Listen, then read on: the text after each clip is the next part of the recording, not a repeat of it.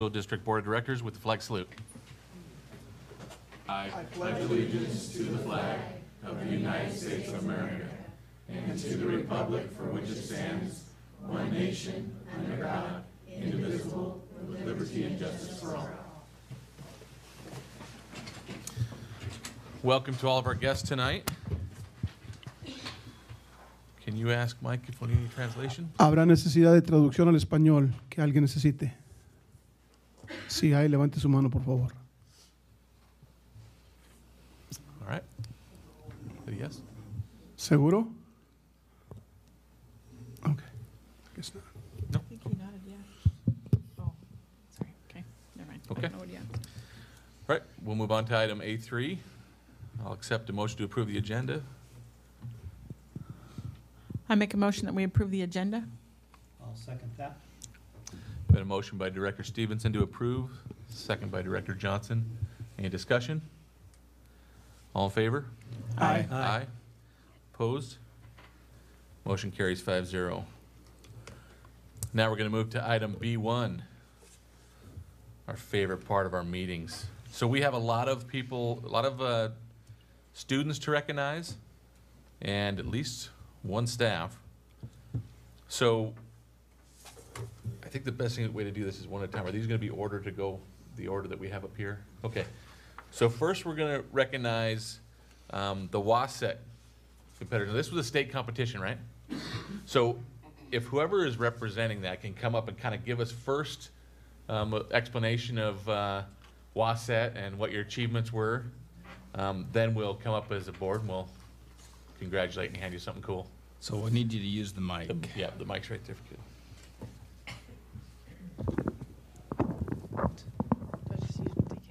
You can just. All right. So I'm Micaiah Hollenbeck, and I compete on the WASET team, which is the Washington High School Equestrian Team. And so we're a co-op team with Warden, Rail City, Moses Lake, and the Moses Lake Christian Academy.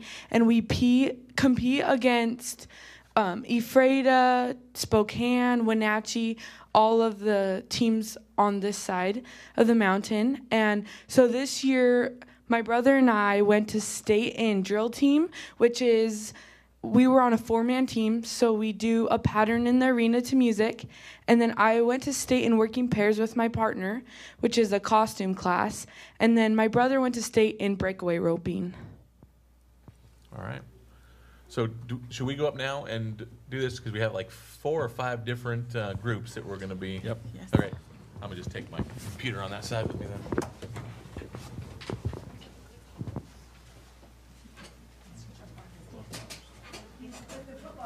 Oh, okay.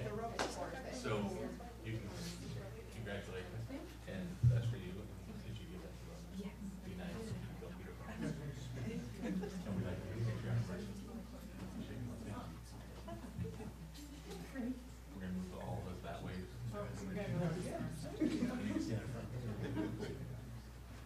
Right, front center. I want shorts to keep a picture.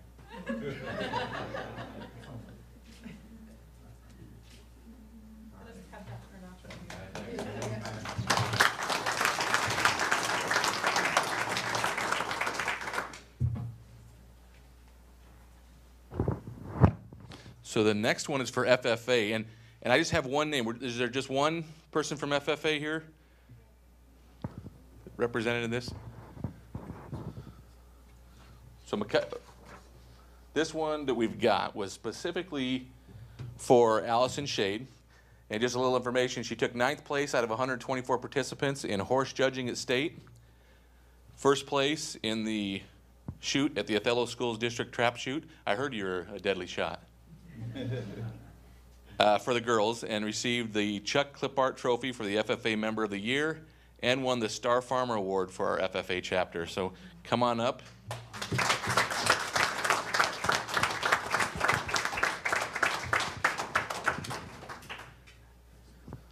Congratulations. Here's this.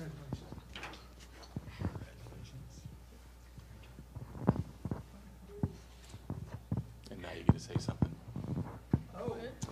Hey, we already know you're good at this. Am I? Okay. Thank you. That's all I got to say. All right. Great.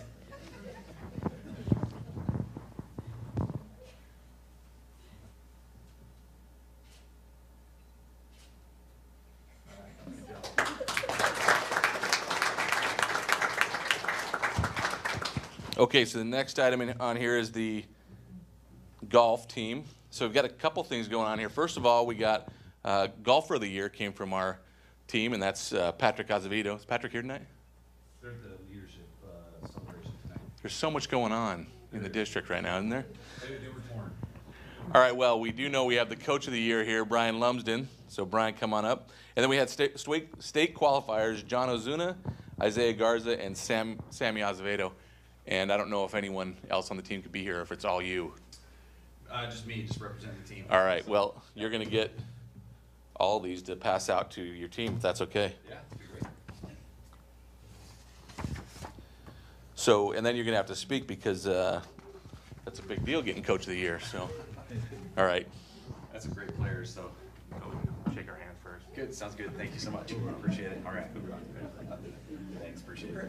Yeah. Thanks. Thanks. And congrats to you today. Now you get to talk. Oh, great. I was just part of a great team that put together an awesome season.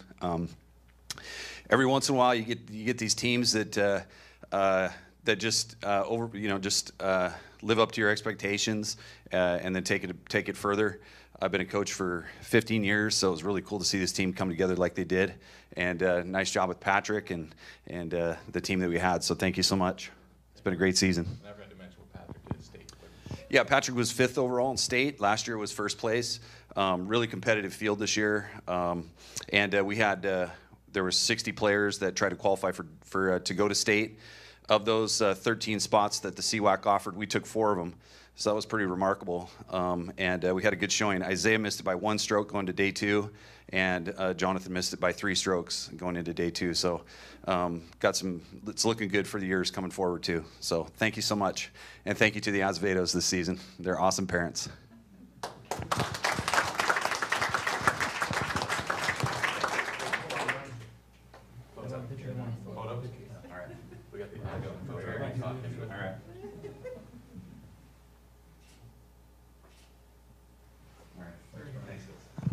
Yeah, Brian. Okay, now we've got tennis state participants that we wanted to honor, and we knew that state was this weekend, right? Is anyone here from tennis? Was there anyone be able to make it? So I don't know how they did. We just knew they were going, so we set this up in advance. But we got Kyler Villarreal was going for boys singles, Josh Valdez and Levi Garza, boys doubles, and Macy Hampton and Deshaun Roylance for girls doubles. So we'll just make sure that they get those awards. Has anyone heard out what the results were for tennis? Nobody? All right. Okay, so now we'll move on to unified soccer. Now, we did hear how they did this weekend. So I think we have a lot of people here from Unified, right? So, do we have the coach here? Assistant coach is here. All right, could the assistant coach come up? So, I'm just going to let you explain how the team did and tell us a little bit about the season. And then if you could call up the players that are here, or maybe this will help you. We've got awards for everybody, but all right. All right. So we had a great group of kids this year. We actually had a better turnout than last year, so that was awesome. We're hoping that next year it'll be even bigger, so we can have 3 teams instead of just 2. We had 1 last year, 2 this year, and we had hopefully 3 next year. So hopefully each year it gets bigger and bigger. This weekend we were able to take one of the teams to state. Our second team actually took 3rd out of 4 teams in district, so that was awesome. Took 1st in state again, so we're 2-time state champs. We're hoping for 3 next year. That'd be amazing. The group of kids we had this year, of course, every year it's pretty awesome, but they were hardworking, dedicated. We had a lot of fun, and hopefully the kids that came out this year will continue to come out for next year. So they did awesome this weekend. It was amazing. Right. I'll Okay. hold with you. Call up. So Kylie Ashton, she's here.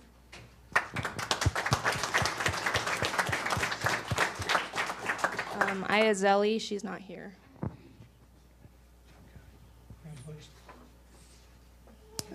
Dusty Carlson, not here. Stella, she's not here. Brian Gomez is not here. Josh Lemke, yep.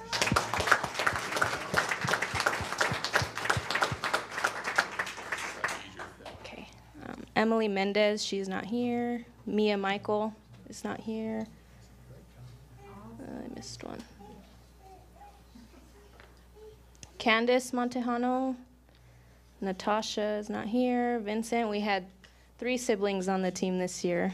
So we had a set of 3 siblings, 3 brothers and sisters together, 2 brothers, and then 2 other brothers. So that was fun having everybody play together. Ileana Nava is not here. Shea Parrish is not here. Mia Perez, she's not here. Kevin. Hunter Sparks is not here. Jose Tapia.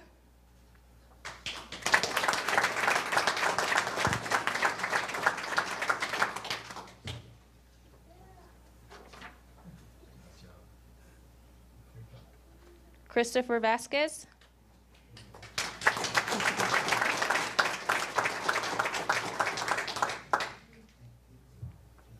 Enrique Vasquez.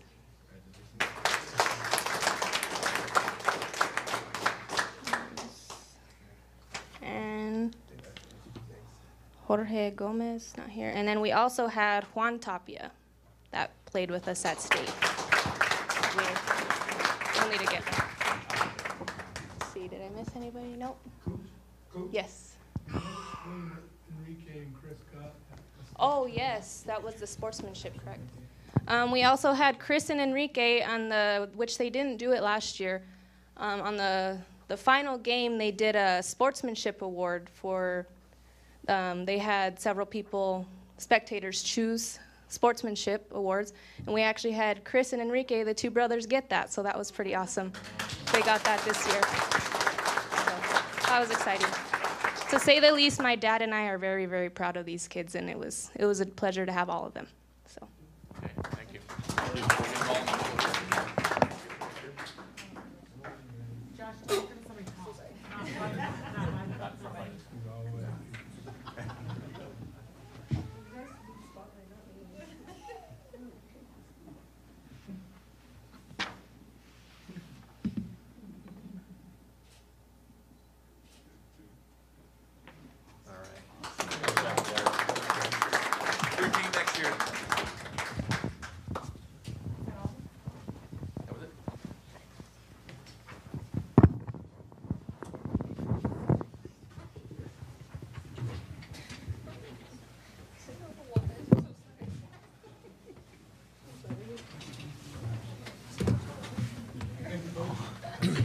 Thank you.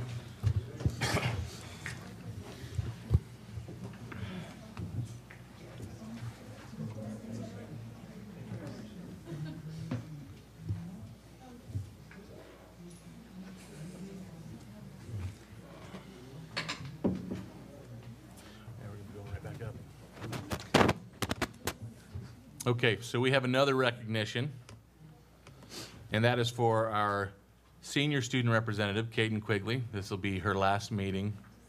I know she'll stay with us till the end of the meeting, though, just because that's the kind of person she is. So we're all going to, first of all, I just want to say, maybe all of us could say something. For Kaden, for me, you gave so much input during the student representative reports. I really appreciate that. I can't believe it's been 2 years that you've been doing this, but you did a great job, and I think you set an example for student reps to come, so good job. I just want to thank you for being you and for speaking your mind. You weren't for everything all the time, and even when you weren't for it, you were for the majority, and you did a good job representing your peers. Thank you. You're always so happy about it. I loved that. That is an important trait to have, to no matter what's happening, you can still just deal with it and be happy and move forward. And especially with everything else that's been said. Definitely agree. No, I really enjoyed it. You always mentioned the other students. It wasn't just about you. It was about the other students, and you'd always bring that to the board meetings, too, on how the other students felt. I really appreciated that. So since everybody congratulated you, I'm going to give you some advice. Anyway, you did a great job, but I hope you'll take the things that you've learned being a student rep, and you'll use it in college to be a leader in wherever in college, and that whatever community you end up with, that you'll end up being a leader and an advocate for those that don't have a voice, because that's really what this is all about. And a school board member. That's the advocate part. All right, so we're all going to meet up front too. We've got a couple things for you. You can take your name plaque with you.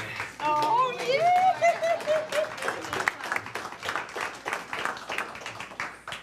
Sorry, I look like this. I was at the leadership celebration. So that might be the coolest thing you're getting. We can also.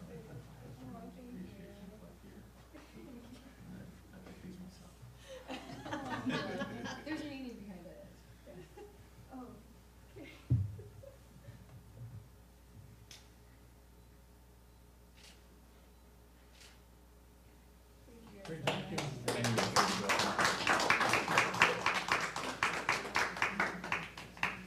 Can I say something? Oh, of course. I'm sorry. Come on. Why would I assume you wouldn't? Really quick. I know you guys heard me talk for 2 years, but one more time is not bad. You can give your last student report out of order if you want. All right. You still have to stay for the whole meeting. So, My student report is that it's almost the end of the school year. Kids are really happy. We're starting to turn in books. Everyone's in a good mood. That's all I got to report so far. But for being a student rep and it not finally coming to an end, but it coming to an end, I want to say thank you to everyone because you guys gave me an opportunity as a teenager that not a lot of people get, and the fact that our community even does this is a really big deal. Because just attending the WASDA conference and hearing like our schools still don't do this, they don't want to allow it, for you guys to have an open mind and having a student of all people sit on the board and give their opinions is really important. And I want to say thank you because I will always remember in my state Distinguished Young Women, there's a section called self-expression, and we have to do on-stage questions. And they're impromptu, and we get them on the spot, and my question was about being a student rep. And that was actually one of the categories that I did win, and it's followed me forever, and this will always follow me in it. So I want to thank you for everything that you do for me, for the students, and for the community. Thank you. Thank you.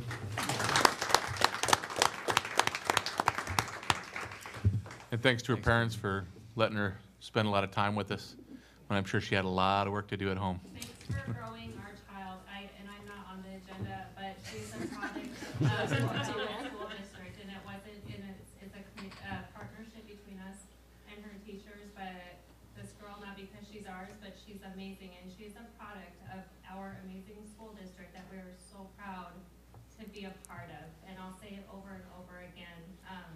Anyways, we thank you for helping grow her because it takes a village. Thanks. Great.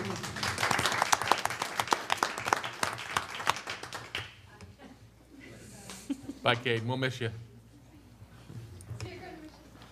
Come back and visit. All right, so now we will move on to item B3, public comment. So this is Karen Potts, and this is specifically about Adams County Needs Assessment. And so I'll just let Karen come up and share what she has to share. And I think that mic's working. It was when I put it down. Hopefully it still is. Okay. Sounds like it is. Is that good enough? You're going to have to You can either dab, you lift hold it up. it or sit. It's up to you. As he said, I'm Karen Potts. I'm the Personal Health Director for Adams County Health Department. And with me is Karen Palmer, who works for Othello Community Hospital. And we're here to tell you a little bit about our group, the Adams County Health Alliance. That consists of the Health Department, both community hospitals in Ritzville and Othello, East Adams Rural Health Care, Columbia Basin Health Association, and Adams County Emergency Management. And we are doing a community health needs assessment. The last one was completed in 2014, and we're due to have a new one. And so I'm really here to see if there's any way that the school board would approve placing the link to our survey on your website. We really want to access a lot of parents, people from all walks of life, and we're hoping that that might be a way that a lot of people could get to it. The packet that Karen just gave you has a copy of the actual survey, a small flyer that we had made up to hand out, and there's a little business card with the link to the survey. But as I'm sure you know, it's much easier to click on a link than to type all of that in. So that's why we're hoping that you might help us out by putting it on your website. Basically, the survey is asking questions about personal perceptions about quality of life in Adams County and the availability and quality that people see in the services that that are offered here. And so we're hoping what we'll learn from that are gaps that people see, needs that are unmet, and then the groups that are involved, as well as some other community partners, can use this information to help us decide for the next few years where are we going to put the money that we can, the services that we have available, our staff, any resources that we have. Are there needs that we can meet that aren't being met now? The survey is available in paper form. It's also on the web or on the internet from some other agencies as well. Any completed surveys, if they're in the paper form, can be returned to the hospital, to the health department, to any of the agencies that I listed. And everything is available in English and Spanish. The survey itself, all of the flyers and the information I showed you are available in both languages. And basically, if anybody has any questions or concerns, you can reach me through Adams County Health Department at 488-2031. And I guess I'll just wait and see what you decide. I don't know if you make your decisions this evening or if you talk about it later, but if maybe I've talked with Jen, maybe she can let me know if you're willing to put it up there. I can send you a little brief statement that goes along with it, and it could be posted. So thank you very much. I can ask a Yes, simple question certainly. of our superintendent, Dr. Hurst. Is there any reason you think that we would not be able to put links to this survey? Or would you need time to consider it? Yeah, if I can have just a little bit of time just to consider it. Certainly. Then I can call you myself. I have your number right here. Great. Okay, Awesome. That would be great. Yeah, we probably will continue to run the survey through mid to late June, and then it'll be completed. We don't expect it to be up for a long time. So when is your last day of school? Next Friday, next week Friday. Yeah, if it were up soon, then, by, I don't know when you take things down or whatever, but I could let someone know when the survey's completed. If you go to the link after the survey's been closed, it will just tell you that. Okay. And I would say from a board perspective, I don't believe there's any policy that I can think of that would be in violation of to have that link, so that would be then Dr. Hurst's option to do that. I just wanted to clarify. Are we talking just the district website or the district's Facebook page or the board's Facebook page? Anything you're willing to do would be much appreciated. Because the board We'll could take decide to any put it or on all our of those. Facebook page without. That's true. So we could put it on our group We have page if we want a to as a separate board. board Facebook page. That would be great. Good call on that. So we can determine that from our point of view right now. If I'm getting a lot of head nods. Yes. So it looks like, yeah, we'll get it out on our board group Great. page, and then Dr. Hurst will determine if it can go on the Okay, web great. page as well. And when we're working with an epidemiologist out of Spokane, and as soon as all the data is collected, he said it would take him about 30 days to give us a product that shows all the results of the survey, and I'll certainly see that the school district gets a copy of that. Absolutely. Okay. Thank you. Thank you for your time. Thank you.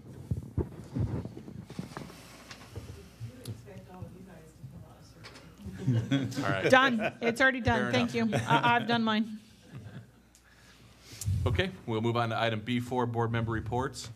Our last meeting, well, 2 meetings ago now, right?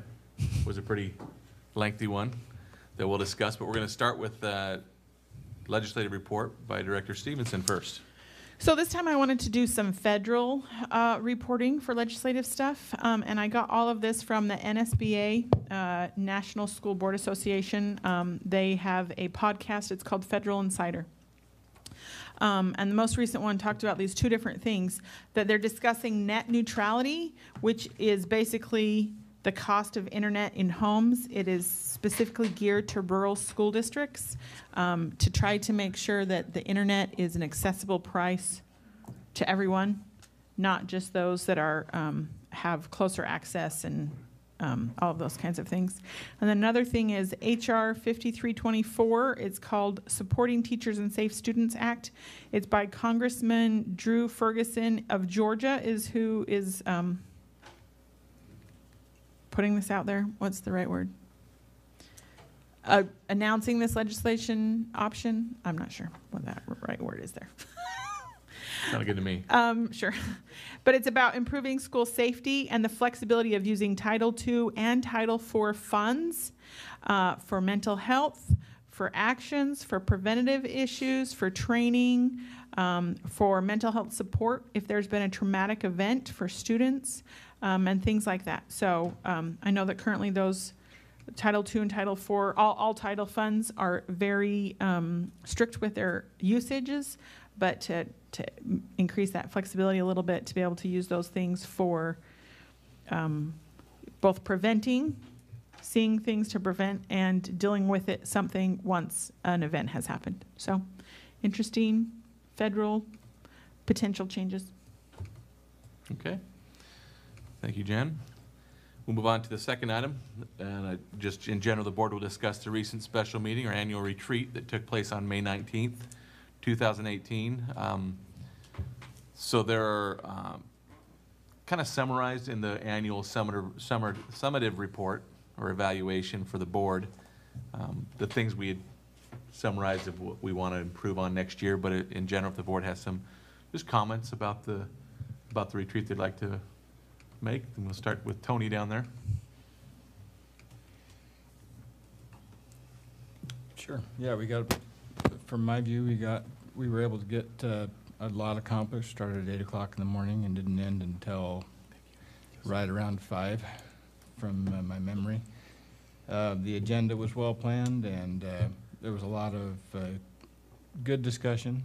Of course, there is no action taken in those kind of settings, but it was overall, I think it was a good, worthwhile meeting. Okay.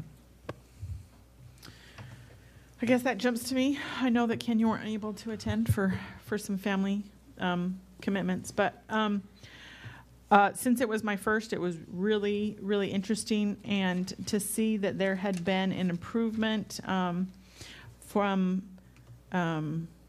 both Dr. Hurst and for the board in their evaluations for all of those surveys that were taken. I thought that was wonderful to see improvement. Improvement's always good. So overall, by both staff and the community input, that there was improvement. So it's always a good time when you can evaluate yourselves, and through these surveys, like Jen says, yes, there was improvement in both, but it's always a good time when you can look at areas where you could maybe grow or you could tweak a procedure or something that we're doing, to see the good, the bad, the ugly of what our constituents think about us. I think that's always interesting. I appreciate everybody's input. But no, overall, it was a well-planned meeting. Took a little longer than we'd planned, but it was very, very interesting dialogue and very much needed. So it was a great meeting. So what was nice, I think, that almost across the board we had better participation in the surveys. The community one, the big one, it's difficult. We found it's difficult to get input from the community in almost everything we do. There are certain things that happen where you get extensive community input, but trying to figure out what those are going to be, you don't know, right? So to go from 45 respondents last year to 200 this year, that was good to see. What I'm going to do is go through our annual summative evaluation, and then actually I'm not. I'm just going to go to the summary because we all went through it, but I had to kind of type in the conclusions. So I wanted to see if the board felt that is a good representation of what we discussed. So after reviewing monitoring response documents and discussing how to improve, the board commits to the following actions or goals in the upcoming year. First off, the board will calendar 5 linkage meetings throughout the year to occur prior to board meetings. The group that the board will link with will be determined well in advance of the date of the meeting. While other linkage opportunities will be available, these are the meetings that will be scheduled for the entire board. The second item, the board commits to using multiple media options to notify and encourage the public to attend board meetings. There will also be an effort to add a board message to a newsletter quarterly. And that was when we talked about the president will put in a message in general into that. And I think the details of that, I'll probably need the board to help me out a little bit more on where that will be for sure and what you'd like me to share. And the third bullet item, each board member commits to not giving instruction to or asking work of the superintendent unless that authority is specifically delegated to them. And I believe that came from, we were surprised that there was a lot of people responding to the surveys felt that we instruct the superintendent individually and even staff. And so we just committed to really making that clear that we only instruct the superintendent and we only do that as an entire board. And so does the board feel that was a good representation of the goals and commitments we made for this upcoming year? Yes. Okay. So another thing that I wanted to mention, we're going to get to that when we in a policy review, but as I was putting all of our new policies, renumbering them because of some deletions that we'd made, it occurred to me that really our board calendar almost should start in June because we meet in May for our retreat, even though the school calendar, of course, starts September 1 with that fiscal year. But some of the things we talked about were things we wanted to change through this summer. And so I took it upon myself to, if you've already looked at, that's why our calendar goes June through May, with the expectation that every May we will have that board retreat. And so if you're wondering why that calendar got changed, that was why. If there's no other things we want to talk about in regards to the annual retreat, we can move on to the next item. Okay. So this item, and we discussed this at the annual retreat, how we're going to look at Dr. Hurst's performance incentive bonus. So as you know, there's opportunities for Dr. Hurst to earn some extra bonus money from meeting our ends. And so we decided to do ends 1 this meeting, ends 2 the following meeting, and ends 3 the last meeting in June, which is also when we do the formal evaluation of Dr. Hurst and look whether or not we're going to extend his contract. So starting with ends 1, hopefully the board's had a chance to look at that and kind of come with their ideas of whether or not they felt he met the bulleted items. So each bulleted item in ends 1, which I put in red, is tied to a $2,500 incentive. So that would be what would be considered the strategic outcome.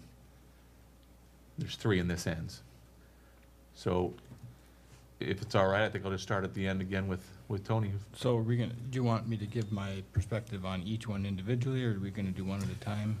One at a time might be the best way to go about it, if that's what the rest of the board feels that. Okay. So we're on each scholar at every grade level perform at or above the state or district standards. I'll just go ahead and read it in all disciplines. I believe that one is yes, that he has made adequate progress and reasonably interpreted the provisions of the policy. Kim, what do you think? So I think the board has a good idea of this, but for the recording and for any public who's listening, to determine compliance with an and is first of all that the superintendent interpreted the policy the way we want it, but also have they made adequate progress toward the goals of the policy. And so that's what Tony was referring to when he says yes, he believes he'd made adequate progress and interpreted properly. So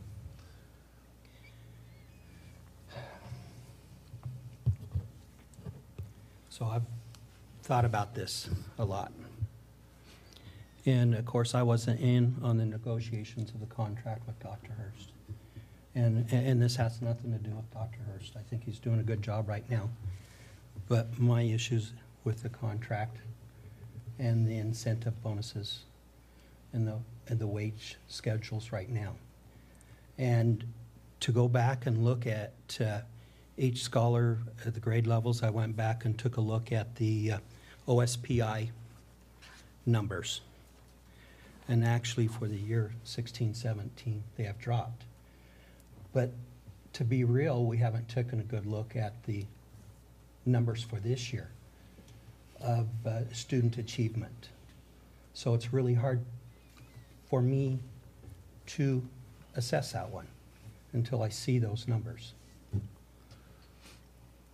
Okay.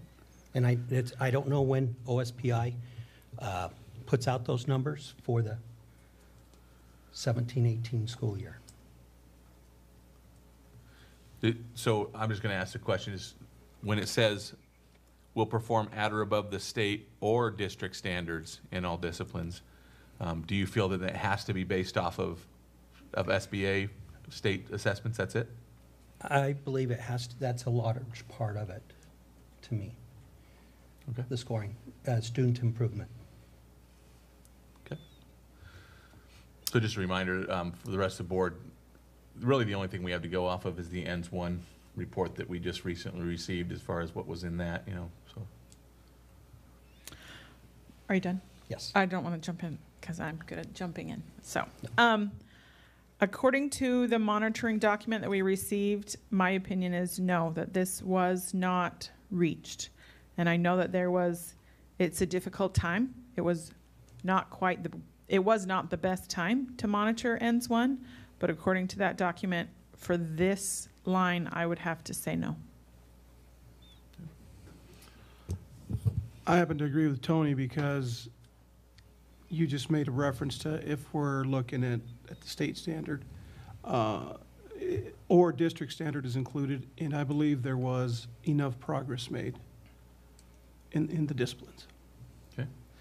So I think that the difficult thing is always is going to be for us, if we base this on SBA, we'll never, our contract extension comes up at the end of June. We're never going to have the data to do it.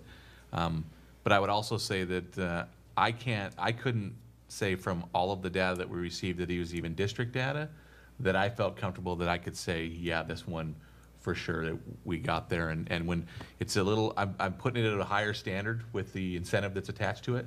And so I would agree that this is one that I'm not comfortable with incentivizing this time.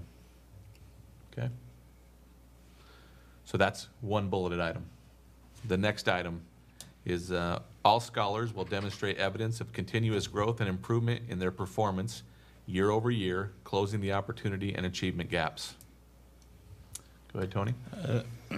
As noted in our ENDS 1 monitoring response document, the board, and me as a board member, found that there wasn't enough progress in that area.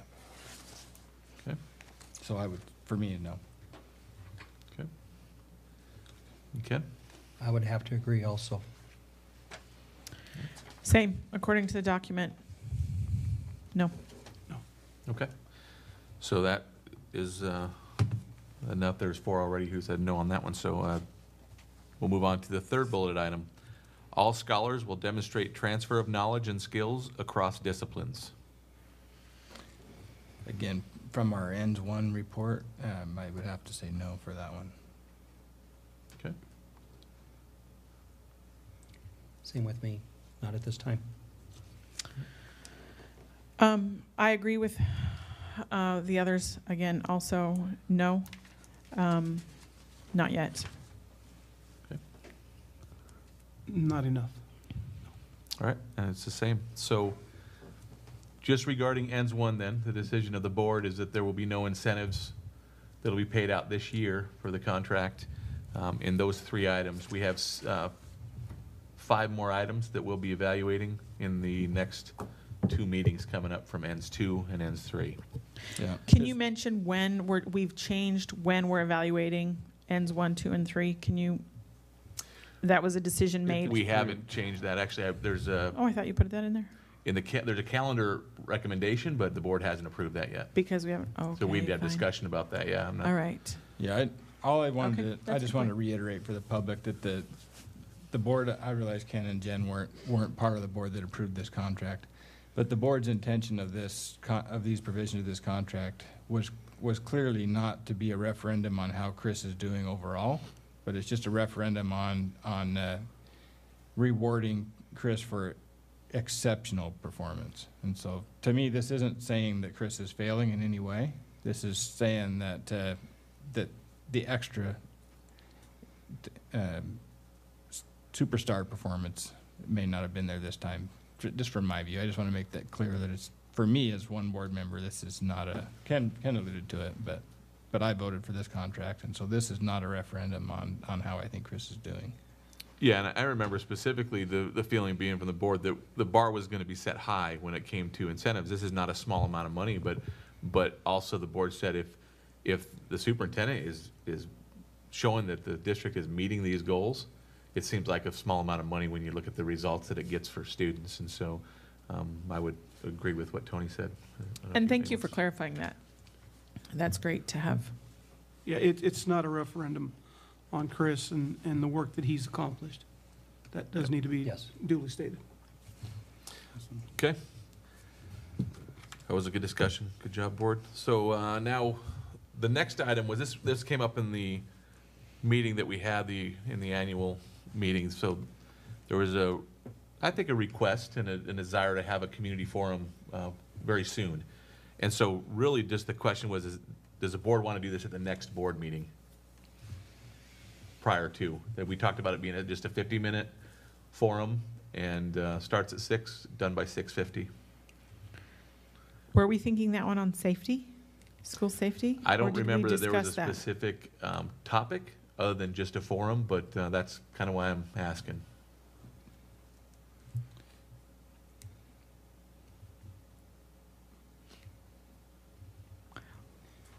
Can you remind me, when were we talking about doing the linkage for the first group? Was that not starting until September? September. Okay. Yes. Thank you. For me, it would be more of a, I'm sure safety would come up in this forum, but for me, it would be opening it up for any items of discussion, kind of a end of the year, have people, if they want to choose to come talk about the end of the year, talk about their feelings for next year as we prepare as a board and a district for next year, to listen to their thoughts and comments about where they think we need to be as a board and as a district, and I would be open for just whatever they want to comment and answer questions, not just comment, but answer questions. Forums we've designed in the past to be able to, where the board can interact with whoever comes, and so that'd be my feeling is we should have it right at the end of the school year, which is right around the next board meeting. I would agree on that format, not one particular topic, but. I'm concerned that 50 minutes isn't going to be enough. True. And would we be at McFarland again? That's our choice.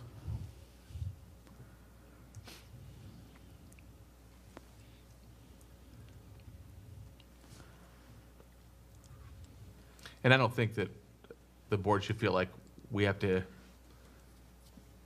spend one night to answer every question our community might have, but it's a start, and it's an opportunity to link as well. And if we find that that was good, but there wasn't enough time, we have future opportunities to do the same. My view of it would be even more informal than the one that we did on safety. We invited people to come, and because we did that, it was pretty formal. People gave 3 minutes, really statements. It really wasn't a discussion. It was more like the same as we have in a board meeting, Right. public comment. Right. Could we do it at like Desert Oasis Gym or at some gym so that with the McFarland location, it's loud to get into the stands. There are people that don't want to go in. Whereas Desert Oasis, when we had the bond forum, people could come in from both sides and leave as they needed to, and those kinds of things, and it was a lot more user-friendly. Without a disruption. Right. The space is available. Yes. Right. I would rather do it at that location. And then if we decided, let's extend this for an extra 30 minutes and then postpone our meeting for just a small amount, I think that we need to discuss that should be an option. If you really think it's going to last more than 50 minutes, then I think we should start earlier. I don't think we should delay the time of the board meeting, and we can end the forum earlier if questions are over. But. And it being 2 weeks' notice is probably not going to be enough time for me to, my schedule might already be, my evenings is fill up the fastest for me at my office, so everyone wants to get in right after work, so I might not be able to be there earlier. But one thing, we're already going to have to announce a special board meeting because we're changing the location. So an opportunity would be now, we could say, well, the special board meeting will start later than what our regular board meeting would have. That's an option as well. Yeah, I'm fine either way. How long are you thinking, Jen? An hour and a half? I don't know how you can even put a number on it. I mean, it could be 3 Right. hours. Yeah. We have Right. to talk about I what the don't- format's going to be, because if it's just very casual, we could spend an hour just talking to one person Right. and answering questions of one person. So there has to be some kind of structure to it. And I guess that's what I'm getting at is I think we need to set a time that, whether it's an hour, hour and a half, I think we need to just set that time and stick to it, not we're just going to keep it open and have our board meeting at 10 o'clock at night. I think I'm talking more about if the first person who asks a question then keeps on asking follow-up questions, I'm the one that's present that has to manage all that. So I need some direction on what the format the board would like. And Yeah, I what guess it structure. kind of depends on how many people are there. I mean, it could potentially be, if there's only like 3 people there, then it could be that way. And we're just having sit around the table kind of discussion. But if there's a long list, then it needs to be 3 minutes with us having an option to have a conversation. So I want to hear from Mike, and then I have maybe a couple suggestions. I agree with you. It's got to be structured in a way where, you don't want to make anybody feel bad either, where they think that they weren't listened to. And if there isn't some sort of timed structure to where we can accommodate as many as possible. And I don't know. I agree with Jen, though. I think 50 minutes isn't enough. Honestly, that 3 hours may not be enough. It all depends on how many people come and what type of questions are asked and how in-depth we can get with our answers and things of that nature. But I'm open to whatever the board. Yeah, to me, it should be more of a question and answer session, to where if there's 25 people there, everybody has the opportunity to either write their question down or ask their question in per person. The board can answer those questions, and if there's time left, then we can do a dialogue kind of a thing after that. To me, that's the fairest way to do it. Is more like a town hall where Written somebody questions first asks the question, the president can direct whoever to answer it, and then we'll move to the next question. And then if there's time for informal discussion after that's done, then we can do that for whatever the balance is of the preset time. Okay. From my view. So that was what I was going to suggest, is that we just do the 3-minute comment, and it can be a comment, it might be a question, but then there has to be a determination. Is that a question for the board, or is that an operational question for the superintendent? And so there was some talk at our annual retreat about having a format to answer questions that are done in our community forum. Some things we might not know the answer as a board that night, and it might still be a board question, but we don't know the details of the answer. There are a lot of times, as you know, we get public comments with questions that they're not questions we can answer, they're operational questions.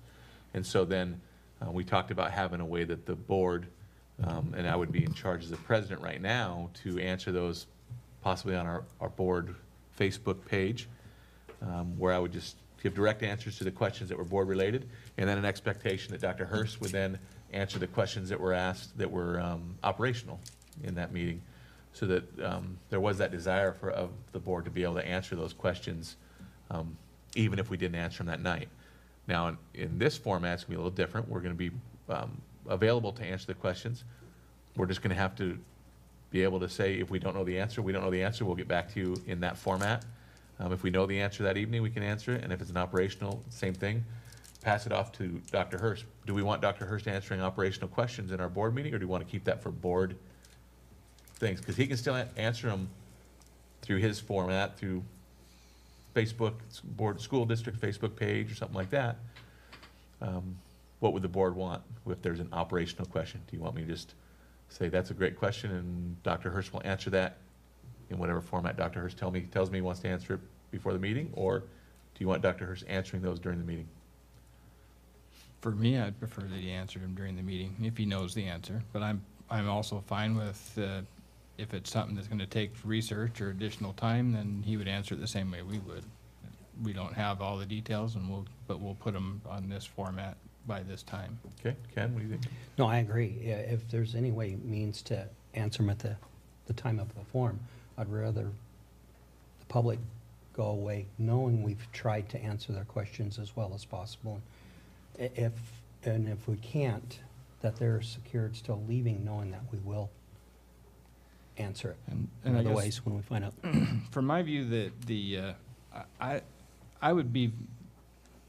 feel like it would be a better use of the board's time if we encourage people to answer questions rather than give statements. Because if people have already made up their mind, they don't need to come to that forum. They can call each individual board member and tell us what they already decided.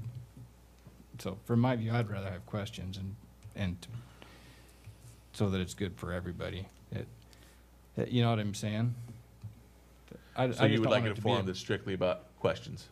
Yeah, questions and answers, and people, I mean, we're going to allow the public to say whatever they want to say. I just feel like that it's more constructive to keep it based on questions and answers and not so much statements. But just my personal view. So it's going to be the exact opposite of what community input would be at a board meeting. Correct. In your mind. What's the rest of the board feel about that? I do like that idea. Okay. Obviously, I'm not suggesting that the president censors somebody when whatever they say, whatever somebody comes and says they're going to say. I just an encourage. Oh, I was going to let you do that anyways. I wasn't going to try to do that. Yeah, it wasn't going to be me. So are we still starting at 7? Are we starting at 6? Well, that's what I'd like you to discuss now is, okay. So I would say that 6 is probably the earliest I can be there. For sure, I don't have my schedule in front of me, of course, but for sure I can be there by 6. And then the board has to decide how long they want that meeting to last, and we'll announce then a special meeting. On our current calendar, do you have a guess of how long that meeting is going to last, just the regular board meeting, based on our calendar? No.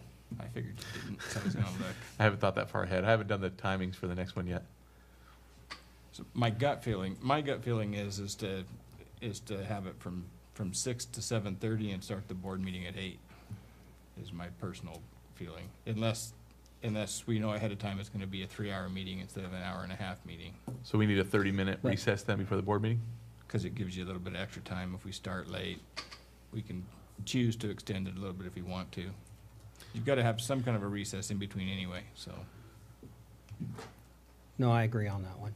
That should be ample time. And I prefer schedule the time and schedule a 10-minute recess in between, and then so we can just say, okay, we have to start the other meeting because it's scheduled by law. Yeah, if we I know just we say, have to have a scheduled time. if we finish an hour and a half, So- we got to sit around for half an hour, and I'd like to be more efficient. That would be my thought.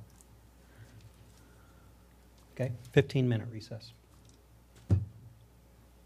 End it right at 7:30? That's just, if you guys Start the agree with that's meeting fine. I would just 7:45. throwing out my 15 opinion. minutes is enough, I think. Yeah, 7:45 to so start. It's 6 o'clock to 7:45.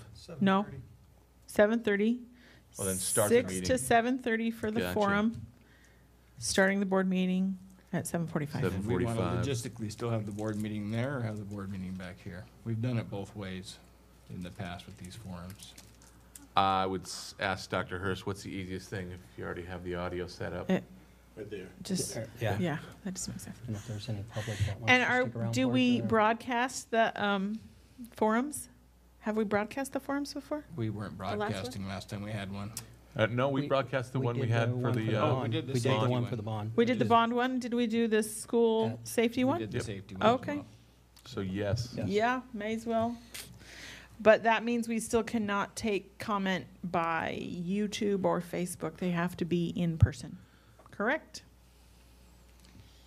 It depends on what the board wants. I suppose you could open a link and have people write questions if you wanted to. and But have if we additional don't have questions. time to answer them because we have enough live bodies asking questions right in front of us and we don't get to those, then they'll They'd be angry. They'd be answered later on the Facebook page. likely many of those questions will be the same questions that come to us anyways. I'm okay either way. I was just throwing out, you were saying there's not an opportunity, and I was saying, well, there could be. You're right. Was my answer to that. Okay. If the board wanted there to be an opportunity, there could be one. Turn on YouTube comments once, and guess what? Not that way. No, that's not what I was saying. Okay, that's what I think Jim was asking.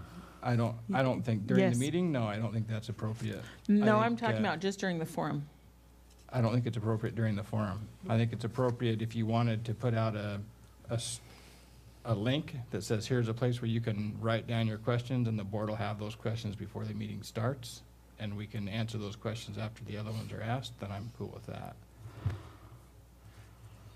It's difficult to sit in a board meeting or in a forum and try to have, then you've got to dedicate one person to look at live questions as they're coming in, and what if it doesn't come in right? I'm just saying, if you wanted to have questions, have it in a format where it's on the district's website. We're having a forum. If you can't be there and you have a question, click on this link, type in your question, the board will answer it, if we have time. And if we don't have time in the meeting, we'll answer it in some other format. To me, I don't see why anybody would be upset with that. If they're gonna get their question answered and they couldn't go to the board meeting, how is that a negative? If they couldn't come to the forum, but they still have an opportunity to ask a question and get it answered. I guess I don't understand where you're saying they would be upset versus the alternative of they can't show up. If we put the clause in that said, if we have time, then yeah, I think that would be fine. Or if we felt like someone already asked that question basically and we did answer it,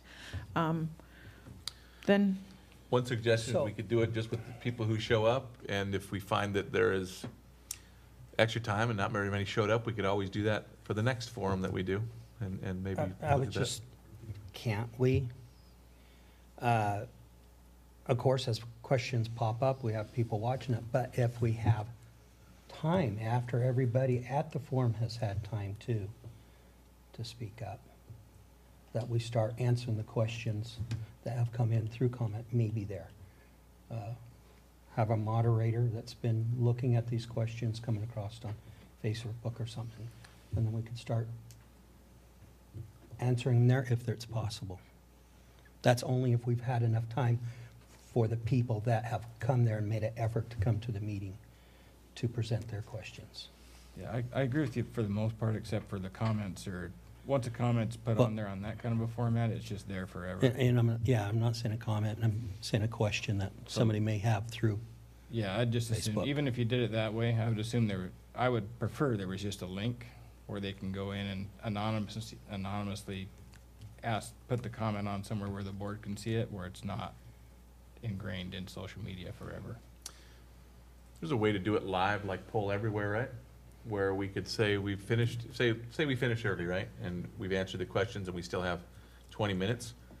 For anyone who's watching live, we could say we're gonna open up, I don't think it's gonna be poll everywhere, but something similar where someone could then submit an online question.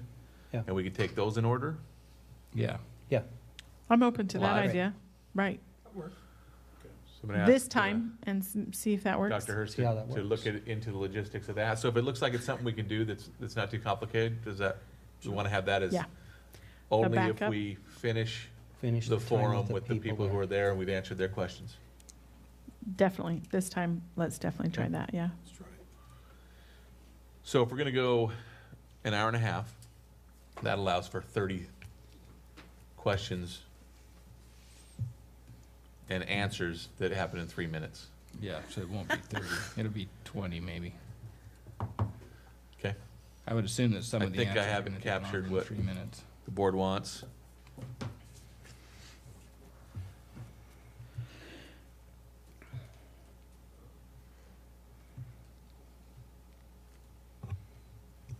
And someone will get back to us as to location, if that's available. So first choice is Desert Oasis. Is that what I heard? Maybe let's give a second in case that's not available.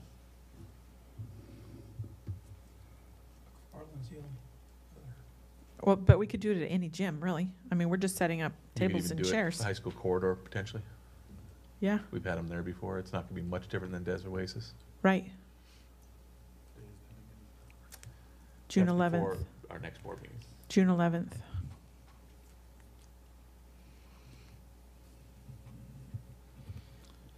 Okay, What's the capacity of this room, Chris? Of this room, The legal capacity, do you know? 170, it says up there. 170. probably about the same as Desert Oasis. No, I bet Desert Oasis holds more. Bigger. Personally, I think this, maybe I'm wrong. I think that the way that this is set up changes the capacity of this room, especially with tables. And there's not, I bet, is there 170 chairs in this building? We'd have to bring in chairs, but Yeah, that's, we'll bring him in. How many people did you figure we had at the safety forum? I thought we said 200 was what I thought we guessed. Yeah, I could be wrong, but I'll bet you a hamburger that there's less than that at this one. Well, that's 32 chairs, just to get you an idea. I don't know. But I'm double cheeseburger. probably probably Desert Oasis is going to be available, so it's probably not going to be an issue anyway. So I'd Okay. prefer this over McFarland because I think McFarland's going to be too big for the amount of people that are going to come. I prefer this over any location just because we are set up for it, but I know that we wouldn't have been able to have that safety forum here. But I would say, I'm gonna go out on a limb here, every single other forum we've ever had could have been here in 10 years I've been on the board, so. But there's a way, if it's available, it's there, and if It's we, available. We just checked the calendar. done, So we're good. we didn't need a plan B. Okay, Still going to need that cheeseburger, Jen. No, you said hamburger. He said cheeseburger. No, hamburger. With bacon. okay. And are there any other board, So anybody that's listening that wants to prove Jen wrong, just don't show up. No, I hope everybody comes for the record.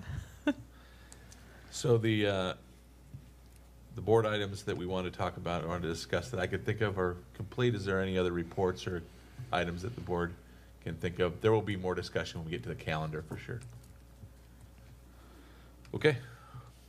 So student rep reports, we did get one excused absence with Taylor. Did you hear from Isabel? Okay. So no student rep reports today. We'll move on to required approvals. I'll entertain a motion to approve. I motion to approve the required approvals, item C1. Second. There's been a motion by Director Garza and a second by Director Stevenson to approve. Any discussion? Yes. Thanks for asking, Mr. President. On the fuel bid, how many bids did we receive? None. There was none on that one because that was an extension. So we Oh, that's chose right. to extend it instead That's of right. run a bid. Thank you. And what was the reason for that, besides that we can? I can find that out, Tony. I'll check with Marion on that one.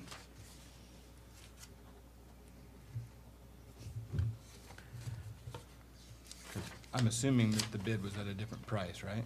I'm assuming that Lawrence didn't extend the same price as they did the year previous. I'm going to find out.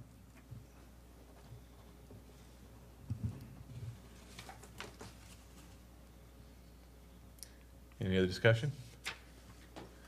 All right, ready to vote?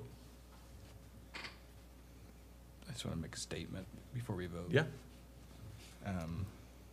With the lack of information, I'm going to have to vote no on the on this whole consent agenda because of this one item.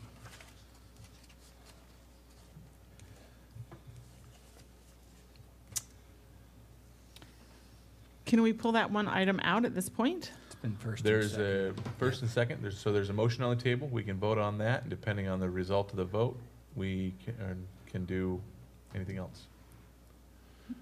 3 of us have already voted. No one's voted. We went ahead and hit it. well, just because you've marked that, you haven't voted. You haven't verbally voted yet, so Oh, I see. Okay. another But- reason not to bring that up before discussion. There is, Good the methodology for the pricing is on number 1.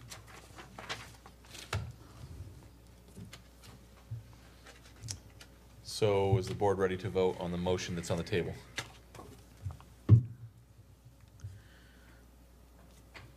So I just got a really question. I'm reading this and it says Elvilla School District reserves right to renew fuel contract for 1 additional year and up to a total of 3 years. So right now, we're on the 2nd year. This would be the 3rd year. And No, this is I the don't think, second year. so I think the history here, Tony, you can correct me if I'm wrong, Mike. We got to bid for fuel every year. yes. Every year it's the same. It's, usually they And- bid by so many pennies over rack price, what they pay for. All I know is that in that bid, I don't even know if we get more than one person who submits a bid, but it's always been the same bidder since I've been on the board. And so maybe there was a decision this year, since that's always the process, to just stick with that. I don't know, though. I don't know the reasoning. I just personally I have a fundamental issue with it, because I feel like we're setting the trend as a board, and I don't want to see this in other items as well, milk contracts, other contracts we do. I understand it's legal. I just don't agree with it. I think every bid should be open to the public. And after reading this further, I know I marked yes, but yeah, I'd pull it back and say nay at this time. So are we ready for a Does that vote? seem Is that like- what I'm hearing? Competitive. Okay, so the motion on the table is to approve, and there's been a second. All in favor? Opposed? Aye. Aye. So motion fails, 5-0. And so we still have required approvals listed here. There could be another motion with the removal of any item. I move to approve item C1, required approvals, with the removal of the 2018-19 fuel bid renewal and removal from this consent agenda. Now, just to clarify, are you asking for removal to be put into a different part of the agenda, or removal to a future meeting? A removal to a future meeting. Okay. So it sounds like it's a motion to approve the consent agenda with the desire to table item C1-4 to the next meeting. I shouldn't call it consent agenda, it's required approvals.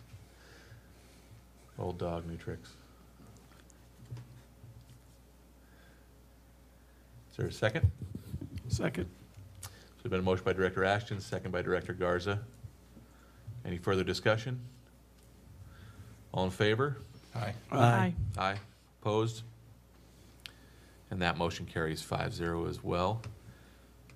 So that fuel bid renewal recommendation will be at the next board meeting, or at least whatever Dr. Hurst wants to do with that. We'll come up at the next board meeting and for an opportunity to approve again required approvals. So I have a question. I have an answer. Was that operational? Sure, but if 3 board members But it's- agree, we can be operational. Okay. But it's also a Yeah. competitive pricing process, which we're fiscally responsible to do for the district. What policy? Oh, you didn't know I was going to ask you that one, did you? No, but I know state law requires us to be. Well, it competitive sounds like pricing. we follow state law by just renewing this as Which well. is So falls under policy. we saw the RCW, right?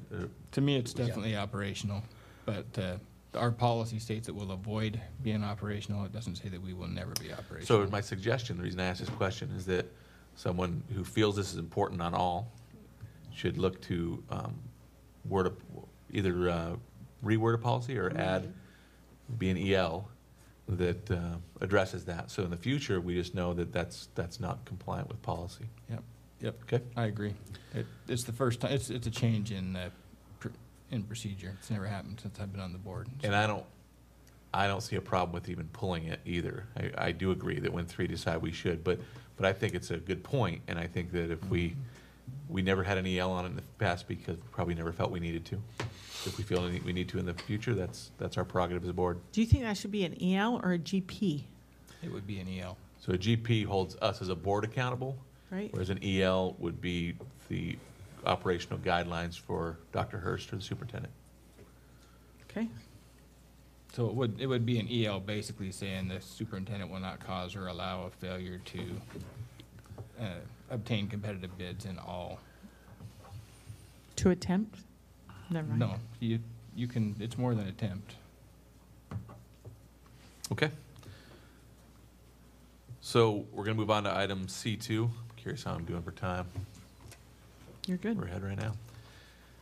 So Dr. Hurst had requested that he give a verbal presentation of the YK8 presentation that's in here rather than just have it for questions. So I did tell him that would be fine. So that's what he's going to do.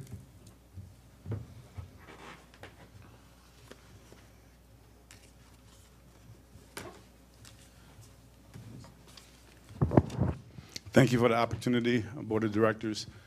Just wanted to share with you, when I was first hired, we didn't use the slogan Reimagining Othello Schools, but one of the things that we did initially is start looking at the data, and if we can just scroll down. And there were some challenges that I share with not just the Board of Directors, but also the community and business partners, parents, anyone who would sit down and listen.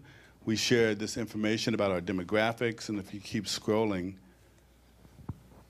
scroll down, and just stop right here for a second. One of the big issues, one of the big challenges we observed was around discipline and how many times our students are outside the classroom.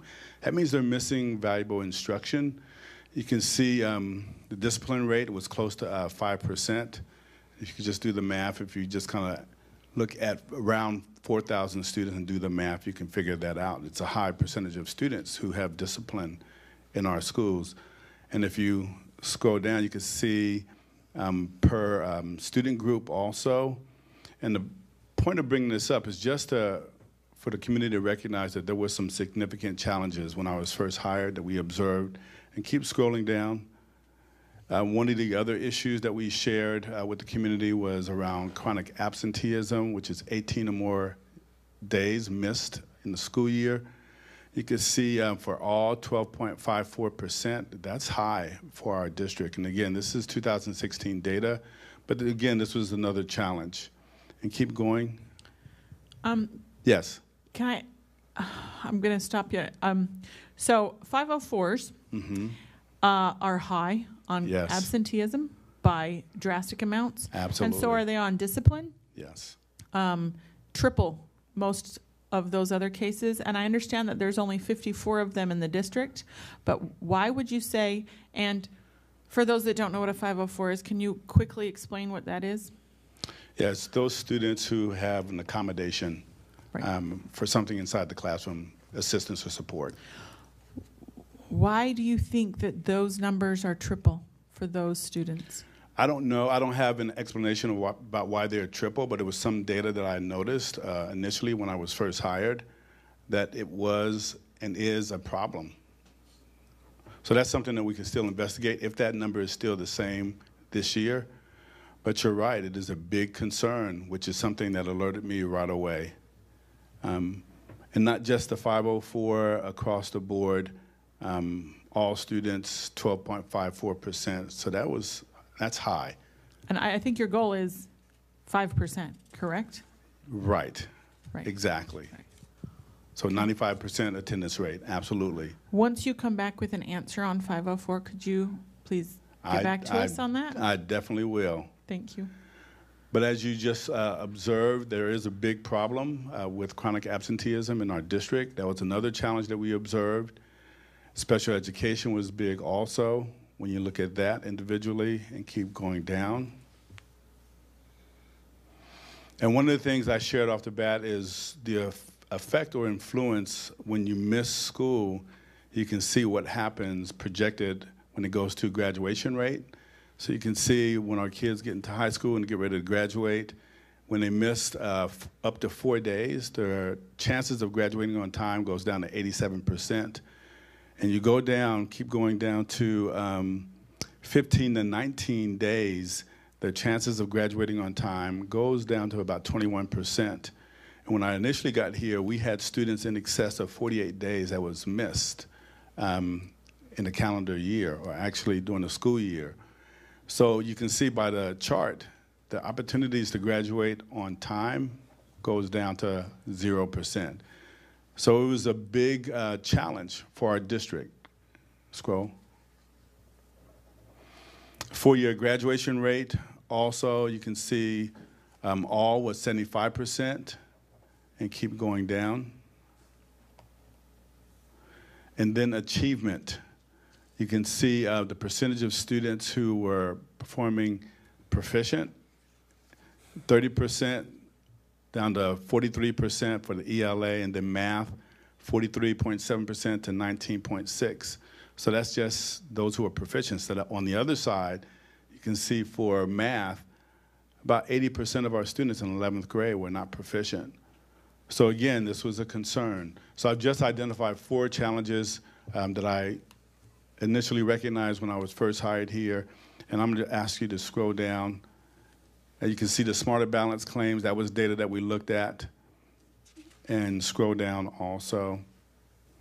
So when I was first hired also, we constructed a timeline of when we were going to start executing certain things to really address the challenges. And the goal has always been to address these 4 big challenges that I just shared with you.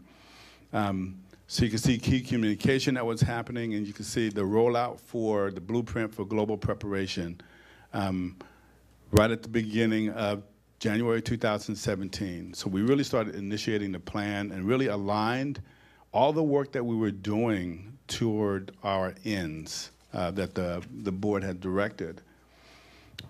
Scroll down. Keep scrolling. So one of the things we did, so when you see that timeline that says Blueprint for Global Preparation, this is part of it. So there was a larger vision, and what we did is we extrapolated these pieces or components and shared with the entire community. This is going to be our work.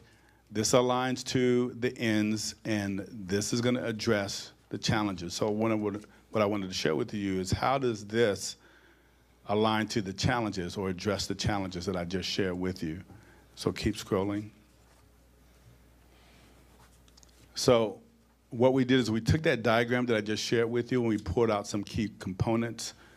Early literacy is one component that's going to address some of those challenges.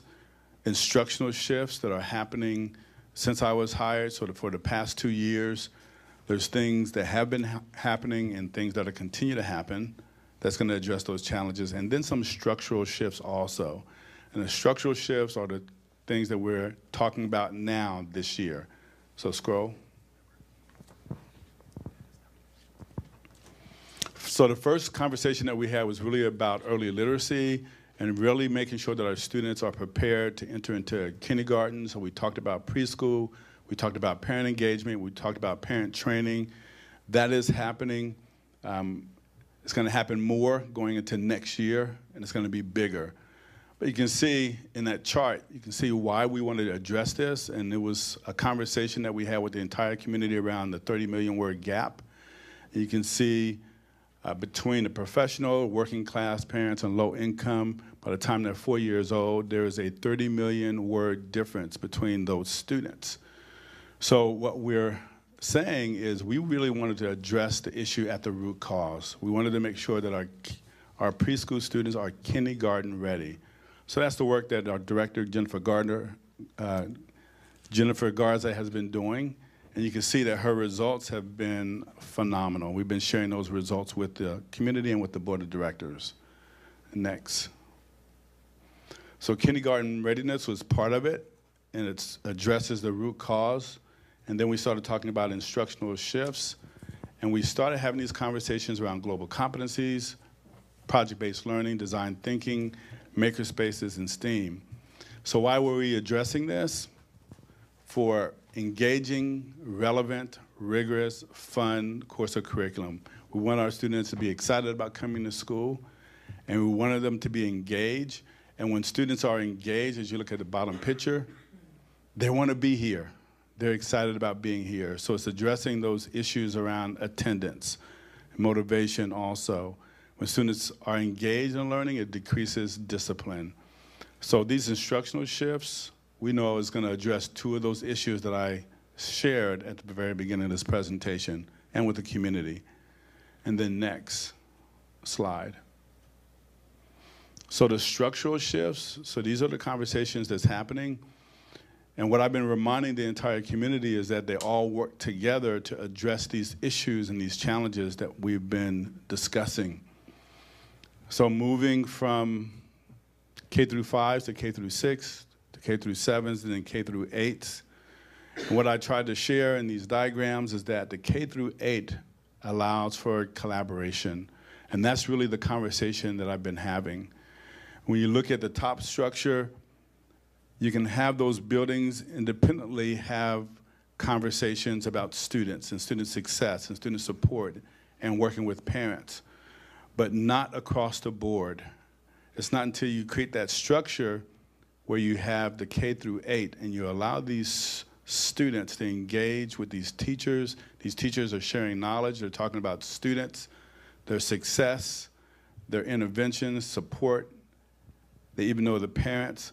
So you have this system where collaboration exists across the board, across the continuum. And you have what we call shared knowledge, where this 8th grade teacher can share with the 7th grade teacher, can share with the 1st grade teacher, and so on and so forth. And being an administrator at the top levels in middle school and high school, that does not naturally happen. So when you have this structure that's built in, where you have collaboration across the board and shared knowledge, this is what happens. It increases parent engagement. It increases learning and achievement. So let's just think about this. When students are working with teachers and teachers are supporting these students across the K through 8 system, they're better intervening with them and they're better supporting them, which leads to increased student learning, which leads to increased student achievement. That was part of the issue. Student achievement, student learning, which leads to increased graduation rate also. So one of the things I've been very clear about to the community is K through 8 structure. There's pros and cons, but one of the things I've been highlighting is what it creates for the kids and what it creates for the teachers also, and how it allows this continuum for the parents. So again, if you think about everything that I shared, there was 4 big issues. And we've shared 3 big shifts in our learning environment across Othello School District that's designed to address those 4 big challenges. So go to the next slide. So again, the implications of all the shifts that I shared with you. Number 1, let's make sure that our kids are ready for kindergarten. Let's engage them in preschool. And our goal is every single kiddo in Othello to be ready for kindergarten. So we're close to that, and we believe we're going to reach that goal within the next year or 2. So now that they're ready, we want them to engage in an exciting, relevant, rigorous course of curriculum. They're going to want to be here after these instructional shifts. So when they want to be here and they're engaged and the learning is fun, then attendance rises. That was part of the issue when we talked about chronic absenteeism. Discipline decreases. That was part of the issue also. I said there were discipline problems here. When we look at the structural shifts, you can see it increases achievement because our teachers are now across K through 8 are better supporting these kids. They know all the kids across the system K through 8. They're better intervening with those students. That's going to naturally lead to increased achievement, which is going to lead to also increased graduation rate. And what we did is we took all of these shifts and we aligned them to the end goals. So the big picture is that these shifts that the Othello School District is going through right now is going to get us to ends 1, ends 2, and ends 3. So I just wanted to put that on the record for, I know the board of directors already know that, and we've heard this presentation before, but I wanted to put it on the record also. Thank you for the time, opportunity. Thank you, Dr. Hurst. Does the board have any questions about this presentation? I don't have questions, but I have a couple comments, Okay. if that's okay. Absolutely. Dr. Hurst, thank you for that explanation. One of the biggest questions that I've been hearing from the public is why K through 8? I noticed staff recently has visited Union Gap, which is a K through 8 configuration. and they're showing some great numbers. I looked at OSPI today and looked at their numbers. But that school was built for K through 8. It's only a one school district, K through 8. After they leave there, they go to the high school in Yakima. Their school was built for that purpose. They have everything in one. They have their band continuing. They have their sports continuing. They have their music and choir. They're still all capable because they're all in one facility. They're not being split up or divided amongst 5 different facilities. And that's a lot of the concern, is the extracurricular activities of these students. It's important to keep the students busy, because once you start losing their attention on those things, that's when they're going to be out getting in trouble a little bit more, too. I took a look at Union Gap's budget, which is currently about $9.5 million. That averages out to about $14,600 per student is what it's costing them at that facility. If we had to use that same number in Othello for K through 8, which should be a pretty close number, that's about $44 million. We have a $55 million budget, and there could possibly $44 million to run that. That's not including our high school numbers. So there's another cost. There's something that we seriously have to look at.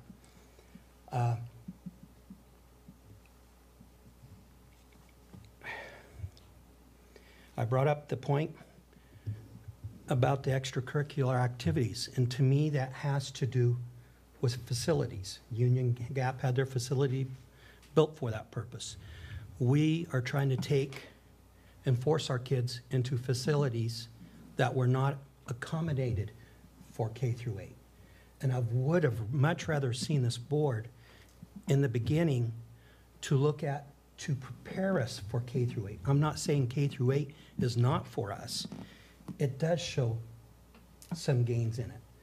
But when we force them into facilities that are not adequately for us, and the possible loss of extracurricular activities and other activities, I think we're going to see a decline at first until we could get those facilities up to gain, which I think is going to be a hard drive for this community, because we have raised a lot of questions, and there's a lot of questions out there, why people saying, why still K through 8? And I think it would be really hard to drive a bond in the next couple of years until we could actually show improvement in those scores. If none of that stuff improves, it's going to be really hard to get a bond. I think we've got to prove to the public why K through 8 is going to work in this district. While I was on OSPI today, I took a look at many of the districts around us and what they are currently using for their configurations. And a lot of them are still using the middle school configurations. And they have scores that are great. They're doubling our scores in some of the facilities.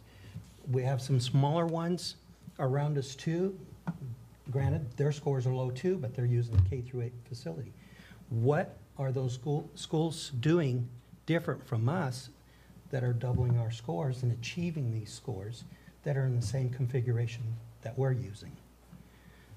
That's where I would like to know the difference too. What we are doing different instructional, what they are doing different instructional to help with these scores, why they are so high. I compared ours with Quincy, Ephrata, Colfax, Everett. And I used some of these only because we were using the school districts as a comparison for superintendent salaries. Since we're using comparison there, I used the same comparisons with the configurations. And I found multiple configurations from K through 5. I found configurations K to 3, 3 to 4, then 6 to 8, then high school, 9 through 12. I didn't see that many K through 8 configurations except for Union Gap. I know there's probably more, but I would have to go through every school district in order to find them. But I took a look at some of the ones that were more comparative around here. And out of that, that's my question. What else can we do besides grade configuration? I know there's more that can be done. And I know you're working on part of that. In the beginning, we started that, but I don't see where grade configuration would make that much of a difference right now, except for possibly harming the scores for the next few years. Or there's going to be a group of kids that are going to show our lower achievement because our facilities are not ready to accommodate the K through 8 configuration. So I was wondering, Dr. Hurst, if, as far as, I mean, I think you've given us several presentations on the other things that we're doing, but maybe a presentation of that, even if it's not, would you like one in writing or an oral presentation of the other things that are being done outside of the configuration, or how would you prefer it? You know, I wouldn't mind coming to meet with Dr. Hurst, but, you know, it'd be writing, because I do have a lot of people. These are their concerns. This is what they're asking me, and I need to answer to them, too. So I think that at the board meeting is what I was thinking, so then it would be for the public as well, anyone who wanted to listen, that Dr. Hurst would share that. Would that be something we could Yes. have those answers, questions? So we normally don't call on people from the public, I but wasn't sure. This you're is the my only first one time here, coming. so go for it. It's my first time coming. I'm totally against K through 8. I'm a young mom, and I don't like it. I don't know much about it, you know, so Talia posted, come hear about it. I'm here, I want to hear about it. I want to know. But I have a lot of concerns. Sports, so what does that mean for 7th and 8th graders? Transportation, right now you're doing from 8, one goes on at 8:05, one goes on at 8:10, one goes on at 8:15. People get out at 2:40, 2:45. How does that work with the 8K through 8? How does the lunch work? How does, I know my kid's gonna get all the attention when there's so many other kids that are now. You know, and I'm gonna go into that low income bracket. I don't make a lot. Can't offer my kids a lot. A young mom, like I said, I graduated. I didn't go to college. I don't have that much education. But my question is, how are they gonna show my kid anything if there's too many kids already? If already the schools that are built, that are K through 5th, there are already a lot of kids in one classroom. You're not gonna brag. You're not gonna tell me that that's gonna change. The things you wanna change is not gonna change through K through 8. My son's been through Quincy. I like the fact that Quincy was K through 3rd because that means there's no bullying. There's no older kids picking on them. They're not learning older things. But what I didn't like here is that my son loves coming to school here. He didn't like Quincy. He didn't like it. The teachers weren't there for him. He felt they let him down, so he just stopped already. And as a parent, that's sad. Because if I can't show my son that, and the teacher's not willing to do it either, what does that mean for my kid, you know? And so that's why I want to know about the meetings. I didn't get a phone call about this meeting. I didn't get notified that this meeting was going to happen today. I called because I got the phone call about the Idaho, was it in Idaho or Oregon? I don't know where that other meeting was at. I got called about that one, and I was like, so I have to go all the way over there to hear about this? They're like, oh no, there'll be one on the 29th. But I had a call to find out about this meeting. And then on that same post, because I posted on Facebook, because I want to know how many parents feel the way I feel. And Dali had posted that there was going to be a meeting tonight. So that's why I'm here, because I was told, I called, Dali had posted it on for me. But where are the other parents that have the same concerns as me? They don't know about this. They don't know. Someone on because I posted it, said that, oh, I thought they're just changing K to 6. Well, that's the first step, K through 6. But that's not the end goal. And they don't understand that that's not the end goal. Because K through 6, we've done that. I was a K through 6 student. I don't know what the difference is now K through 5th. I don't know what the difference is for that. So you have a lot of really good questions. Yeah, and that's why I came, because I have a lot of questions. I want to know a lot of answers too. So the first thing I'll tell you is a lot of your questions, when it comes to the specifics of K through 8, are great questions that Dr. Hurst I know can answer. Some of them get operational and the board doesn't get in the operations part. But I know that he would meet with you if you wanted to come and ask him those questions, right? I'm not. Absolutely. bound to say that. Absolutely. But I can answer you had a specific comment about our board meetings. We have a board meeting every second and fourth Monday of the entire year, and have for the 10 years I've been on the board. Unless that Monday is a holiday, then like today was a Tuesday. Yes, thank you, Jen. I know we announced it in a lot of different ways. We can talk about whether or not we should do more. We always want to do more to let people know about it. The one you're talking about with Idaho, because it was a special meeting, we knew we had to announce that because it wasn't on our calendar necessarily at the exact dates until it just been changed recently. But we have a board calendar also that says all of our meetings throughout the year that are accessible. We try hard to get the word out to people, but we know we could do better, and so we'll work to do better at that as a board. But all those specific questions, please set up an appointment with Dr. Hurst so he can hopefully answer your questions. And then if you have questions for the board after that, then at the beginning of every one of our regular meetings, we have an opportunity for public comment, and the public can come and comment. We don't get in a back and forth question and answer. But at the forum that we're going to be having in our next board meeting, before our next board meeting that we just discussed tonight, that will be an opportunity to have questions answered. So. Yeah, that's why I was assuming that at that one it would be a better option, but since he brought it up, I was like, okay, I'm not, like I said, I've never been here. I wasn't sure if I was able to comment here or not. So. Normally we don't, but you were the only person on that side of the room with your hand up, and, yeah. And so I. Sorry. Well, I just, like I said, I just wanted to I want to get more involved and know what's going on. I was here. Fortunately, you got one on the other side on the left. It was very brief. I just wanted to say, I appreciate that you said that your son is happy here. I've been here 16 years and been through many changes, and I love that you said that he's happy here. Yeah. Through this, we're going to stand strong. We're going to make it through this, and we love our kids. And, it's going to, through change we will, we're going to, yeah. Well, teachers are not going to change. Yeah. Okay. Yeah. Thank you. We're going to come out of recess and get back into the regular scheduled meeting. I hope you do take Dr. Hurst up on his offer to talk. Yeah, I will. Because there's a lot of questions that can be answered, I know. Okay. So next meeting, then, presentation on the other things we're doing outside of configuration to improve that stuff. I have a couple questions, because the comments you made, Ken, those were good comments.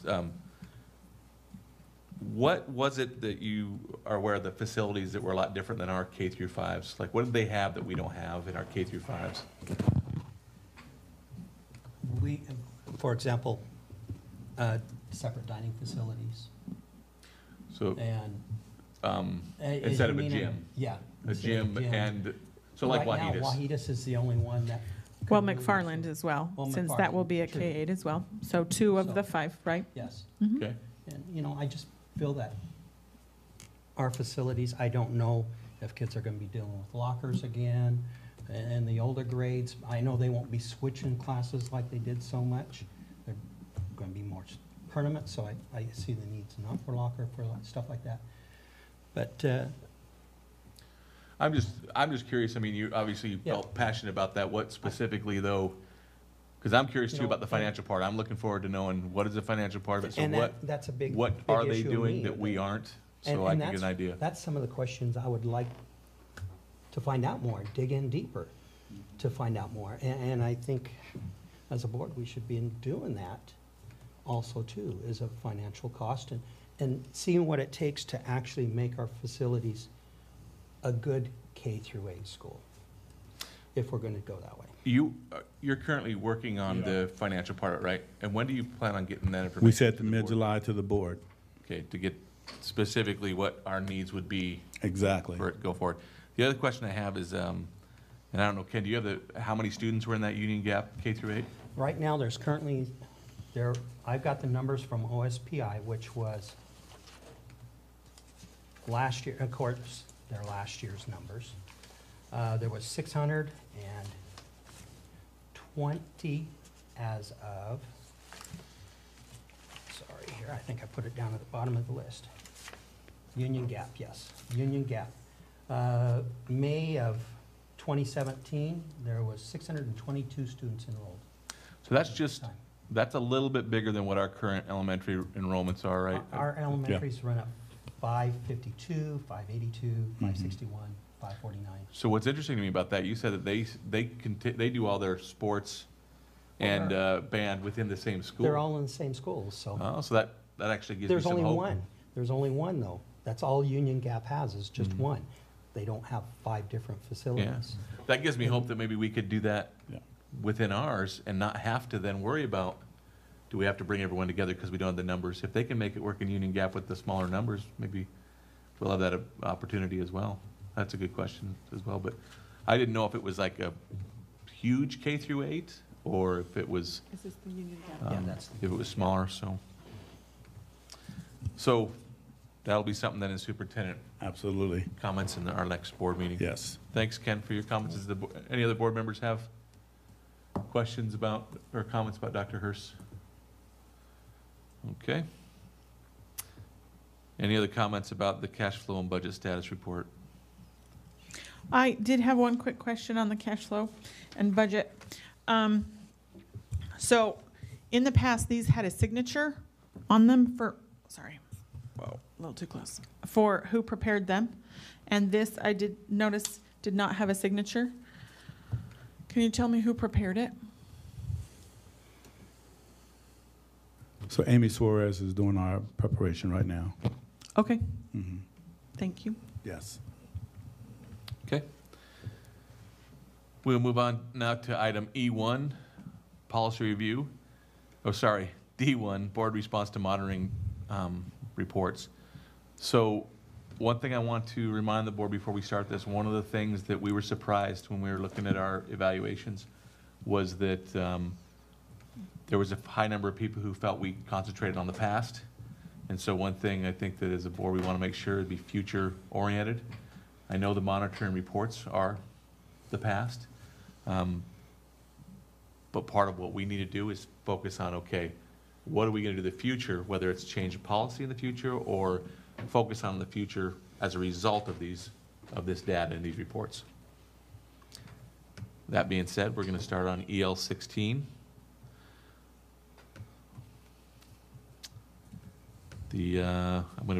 So one thing we want to remember is put the policy itself before the Survey Monkey. I want to bring up the policy separately here. So this is our technology policy. It states the superintendent shall not fail to establish and maintain technology systems and application consistent with accomplishment of the board's ends. Therefore, the superintendent shall not cause or allow.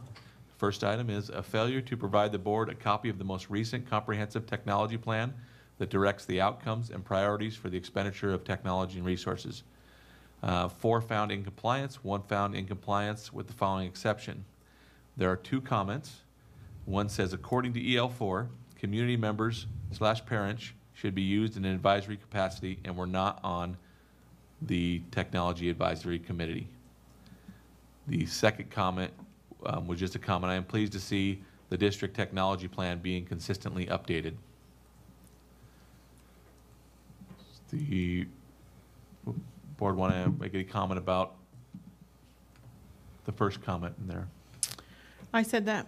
That was my comment. And just it is in EL4 that it should be, every committee should have community members, parents, staff, and students on it. And that was, and sometimes the students in this case know more about the technology than maybe not the staff, but just I felt that needed to be addressed. Okay, did you find in compliance with an exception? Yes. Okay. Any other comments there? One thing I would remind, and this doesn't, I know it doesn't make that out of compliance. And I think it's a great comment because I think it's important. Right, it truly doesn't make it out of compliance, but it doesn't really, I don't know how else to address it. So and you can always leave a comment with it being in compliance too. The only thing I would say is that does not, that actual question, that item, doesn't say anything about making sure that the parents and community are on it. And so really it is in compliance because it was provided to us. But the comment that there wasn't community on that is a good comment. And that is something that should be brought up when we go over EL4. for sure. So make yourself a note, because I don't know when EL4 gets monitored. It might be a while. Okay.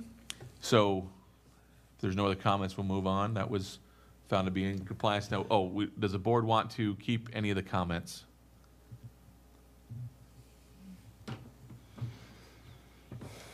I know one board member would like their comment kept. Do any board members want to keep that comment, or do we want to just, we have 4 that say in compliance, 5 say in compliance, so it's a matter of if there's a comment kept. Okay, sounds like we're just gonna keep it in compliance, but the comment was duly noted. Question 2, a failure to establish written expectations for use of technology by staff and students. 5 found this to be compliant. There were 2 comments. The first comment was mine. Does the board feel that there should be an expectation for minimal use of technology as well? With the investment that we have made in technology, I would hope there are not classrooms that rarely use technology, but a minimum use expectation may ensure that. The other comment was, I would like to be informed of the protocol if a student, teacher, or parent refuses to sign the acceptable use policy.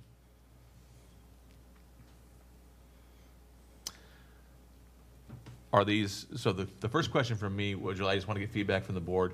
If the board doesn't feel that's important, then I'm not going to bother, I wouldn't bother changing the EL or adding a line to it. If the board thinks that that's a good idea, then I would work on adding a line maybe to the EL regarding minimum use.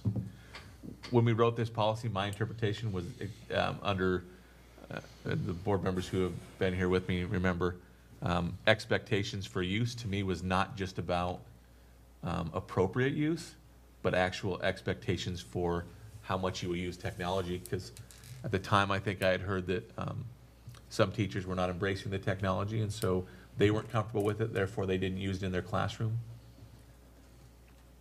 But that is, I think Dr. Hurst interpreted this properly, because you can interpret that way. That's why I was wondering if I maybe think could add. expectations for use imply use in the classroom, but So that wasn't addressed in this report. That's why I'm asking. So I don't think that was Dr. Hurst's interpretation, would be my guess. I think it'd be great for you to add it. It'd be good discussion on the first reading or the review. Okay. Ken, nodding? All right, I will take some time to do that. So the other one is just a comment. Does the board want that included in the monitor and response document, or is that just that's more of a request for Dr. Hurst? Does the board feel like we want to have it in the monitor and response document so it's there in the future? No, I would like to have the answer to it, though. I don't need that question put in. That's the second time you brought that question up, right? It is. Okay. Do we have an answer? Not right now. Not right now, okay. So would you just like a response to that to the board? Or would the board like that in the? If the full board wants an answer, then I think Chris needs to respond to the board. If they don't, then just to me is fine. I think you're asking in a board meeting, so I think it should be to the full board. I agree, full board. Okay. As far as a comment on the policy, I don't think it's an appropriate comment for this policy. It's just was a place for me to put the question. Okay. Right. So this is an in compliance, no comments, correct? All right. Yes. Question 3, a failure to provide professional development opportunities to staff regarding technology. And all found that in compliance. Well, first comment was, please continue to provide technology training to staff year-round. Many teachers have expressed to me that they do not know how to use certain programs, or are just novices when they need or could use more training. And the other was, thank you for the comprehensive list of trainings to district staff, and probably two district staff and teachers. So do we want to include either of those comments in the monitoring response document?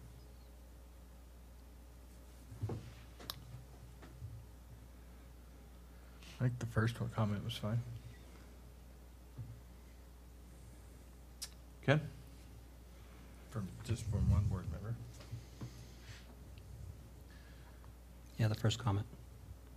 I think the thank you is not needed. I didn't say the second comment, the first comment. Right. I'm agreeing with you. Oh. And because the second comment is a very specific space in time and not for like a future, it is not needed. Yeah, to And me, they what do say you the think, Mike? same thing. Just whoever wrote the first comment wrote it better than my comment. So. Sounds like we're keeping the first comment.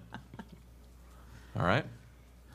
And then question 4, a failure to assure each student has the opportunity to access the district's online educational offerings at any time. We were all over the place on this one. So 1, in compliance, 2, in compliance with exception, and 2, not in compliance. And 4 comments. Well done, board. You know, I was the one that marked in compliance, but I did not have a comment. But my comment would be technology. I believe they are doing the best with what they have right now, and especially with the budget. If we want to throw millions of dollars at them right now to improve this, it could be in compliant. But I believe they're doing the best what we have gave them at the time to try to make this in compliant as much as possible. And we've seen over just the last 5-6 months great strides to try to improve internet to more students. I agree 100% with Ken's comment. That's why I put in compliance with an exception, because I can't see how I could put it in compliance, but I believe we're making efforts. Okay. I encourage you, Ken, good comment. In the future, put it in here so we have it in writing, because it's easier also. We want to keep it. Talia just copies and pastes. So all the comments I'll read. I appreciate the work that is being done to make this a reality for all students. The other one, while each student is not our current reality, I commend Dr. Hurst and his staff on the work they are doing in this area. And I'm excited to see how these future plans will help students who do not currently have internet access at home. Third comment, I can see you are making progress toward making this a reality in the near future. Number 4, while this is a lofty requirement, it is important that our students have equitable access to technology for educational purposes. I applaud your out-of-the-box thinking in this area and look forward to your future full compliance in this area. So I would ask a question on this one. At one point, we decided not offer in compliance with the following exception as an option when it was a very short statement. We felt that it was either in compliance or out of compliance. And then we recently changed that back to giving that option. So of this sentence, I would ask the people who said in compliance with an exception, what part of the sentence is an exception? Comment number 1 was mine, and I was alluding to the few buses that we do have equipped. Like Ken says, the strides we're making, the research we're still, the data we're gathering today to make this a reality for, or feasibility for everybody. So I feel that although not fully in compliance, I mean, the effort is being made with what they have. So I would ask, are we evaluating this more as an ENS or as an EL if we do it that way? The way I read it, it's technically in compliance. I would, if I was only given the choice between in compliance or not in compliance, I would have said it's in compliance, because the EL does not say where they have an opportunity to access. It just says they have an opportunity to access at any time, and they do. They can access it at any time. We have internet available in Othello 24 hours a day at the schools. And the district has, so they could come and sit in the parking lot, you're saying? Yeah, because it doesn't say access in their home, access at Gotcha. McDonald's. That's not what it says. Okay. If you want to read it literal. Okay. But I think the point I was trying to make is let's not forget that ENS is reasonable progress. That's not how we evaluate ELs, though. Or not how we're supposed to based on our policy. That's a point well taken. With that advice, I would change mine to in compliance. If there's, because we're going to judge the full Reasonable policy progress. of in compliance or out of compliance, right? Okay. Any of the 3. I found out of compliance, and because of your statement that, yeah, you could, and I'm assuming it's right, you could sit in a parking lot outside of any school district building and access the internet. That is true based on the policy. I would also change my exception to compliance, to in compliance. I think I was the other one. So I take it Jen's the one who was not in compliance with me. Yes, I think so. What do you think after the discussion? I'm just curious. There's already 4 who found in compliance, but I'm curious what your thoughts are. You're right. We are, I think that when we answered this, we were thinking of it as an EL and not an as an ends and not an EL. But it doesn't say in there. I think I would still keep it not in compliance, but obviously really working towards and doing what is possible with the tools that have been given. So you don't think that each student has the opportunity to access our online education offerings at any time? Not at any time. Not every student is able to travel to the schools at any time. So in order to do that, we would have to provide transportation to get there anytime? Right. In your mind? And you Okay. still have 4 in compliance with 1 not in compliance. Yeah, I'm just curious. I just like the right. discussion. Yeah. I just wanted to clarify, though, it is possible to make an EL overall in compliance with an exception. That is, the monitoring response document doesn't only have in compliance or out of compliance. I didn't know if. Yeah, I didn't so want we to- could find this to be not in compliance, and the overall it would be in compliance with that exception. Correct. But at one point, we took away that option It shouldn't really for the be in bulleted here. item. For each individual item, it shouldn't be in here. It should just be in compliance or out of compliance. And then if there's a section that's out of compliance, then the policy by default is in compliance with that exception. But recently, I see. Tony, I we just wanted changed to it because we ran I see into what you're ones that there could be a part of even the sentence, even if it was 2 sentences, that could be an exception. So that's why we put it back in. So it can with some, but others it's not necessarily. Yep, I just wanted to explain to the new board members Okay. how that logic came about, so that it Okay, made that makes sense. sense as a whole. Okay, and then the last comment, just in regards to the policy itself, is I would like to discuss. We haven't decided which comments we're keeping. Oh, Sorry. sorry. I'd like to Thank keep you. number 2. We're in compliance with this. And then Tony Wright likes number 2. Hey, that was mine. I like that too. I'm okay with that. There's 3. Okay, Yep. moving on. All right. Then the comment at the end, I would like to discuss removing item 4 of this policy and placing it in one of the board's ends. And as you know, item 4 would be regarding the district's online educational offerings at any time. How would that be, whoever wrote that, how would that be worded as an end for a student? How would I write it? How am I gonna write it? Yep. It'd be more like the district will make progress towards each student having access to the district's educational offerings at any time. You'd make it, just rewrite it somewhat, and then ends. So maybe I have the wrong interpretation of what ends are, but I thought ends are what we want the student to accomplish by the time they graduate. And I don't know, something that's offered to them, how that's an accomplishment. I guess my interpretation of an ends is not exactly the same as yours then. I was hoping you'd tell me what yours is. I think that can be an ends, but I don't think that's the only definition of an ends. Okay. To me, an ends is any long-term goal. I look forward to your policy recommendation. Okay, so we have finished up EL 16, correct? Now we're going to move on to EL 20. This is our new policy, as you know. And I have to bring up the policy to read. The Othello School Board recognizes that safety of our students and staff is of utmost importance. In addition to non-physical threats, the trend of incidents resulting in the serious and sometimes fatal injury to staff and students are an increasing concern in our nation's schools. While prevention should be a key focus, the Othello School District will also create procedures to minimize the degree of physical harm in the case that such an incident may occur in our district.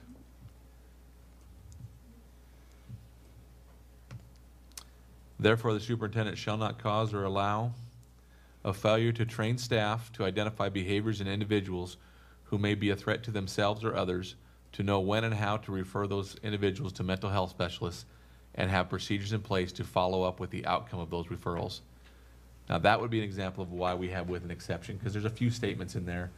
One of them could be maybe not compliant, but the other ones could be. So this was found in compliance by 4 board members, 1 with an exception, 1 not in compliance. That would be 4 in compliance then. 3 in compliance. You said 4, sorry. 4 in compliance, 1 had an exception, Okay, and 1 not got in it, you're compliance. right. And 2 comments. First comment, looking forward to the manual and training opportunities that are being developed. And the second one, I look forward to you fully implementing your compliance plan. I was going to tell you that I found not in compliance with all of them. And after thinking about, actually I had a discussion with Dr. Hurst about it. Compliance is for ELs is based on, as we just talked about exhaustively in our board retreat, interpretation, whether or not the superintendent interprets it. I believe that if this was the second time this came across the desk, I'd probably have a difficult time finding in compliance. But because this is the first time, his interpretation of what needs to happen to make it in compliance, I do feel that was in compliance. So I would change all of mine to not in compliance. To in compliance? Or to in compliance with an exception, I think. So I'm just making that statement up front. So you can take away 1 not in compliance every time we go through these.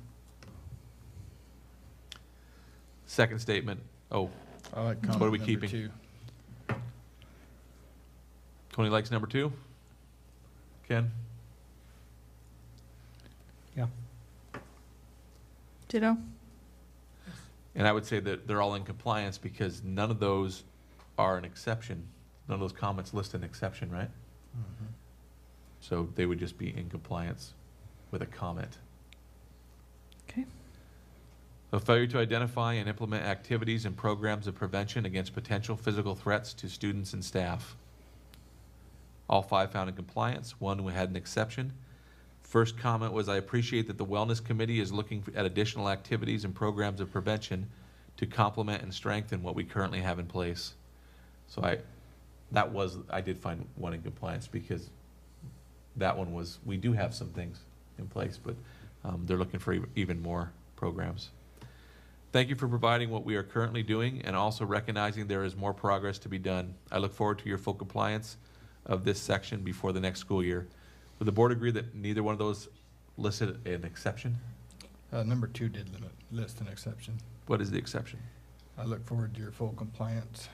It doesn't list what the exception is, list just the that it's exception, not. It just lists that whoever wrote that, which was me, felt like felt like it wasn't fully in compliance.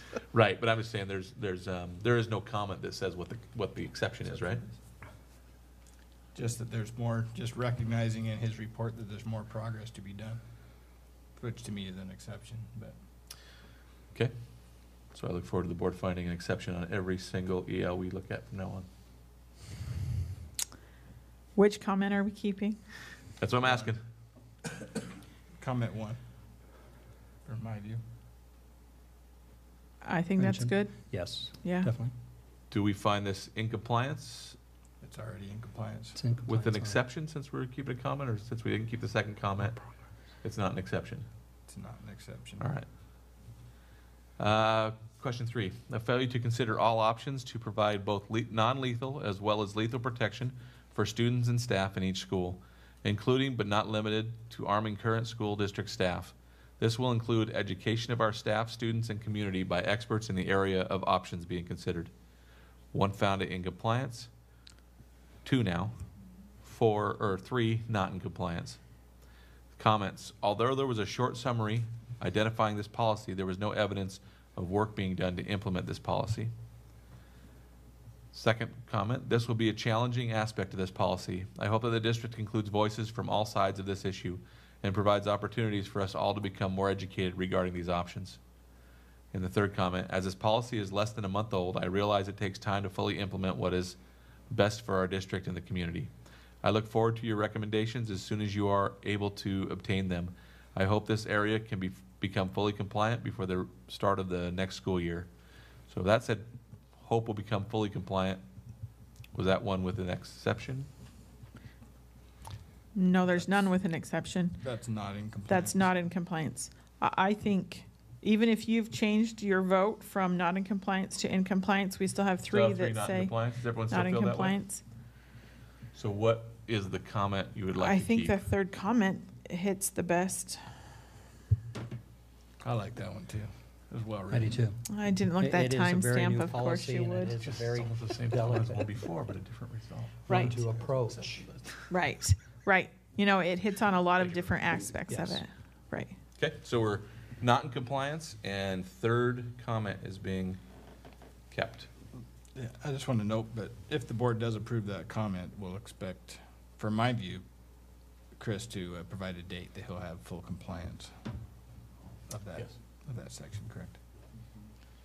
So that will be, is that something the board wants to know now, or does the board want to For me, once it's find out approved. next board meeting when we do the monitoring response document? I think it should be in the Yeah. monitoring response document, so. True.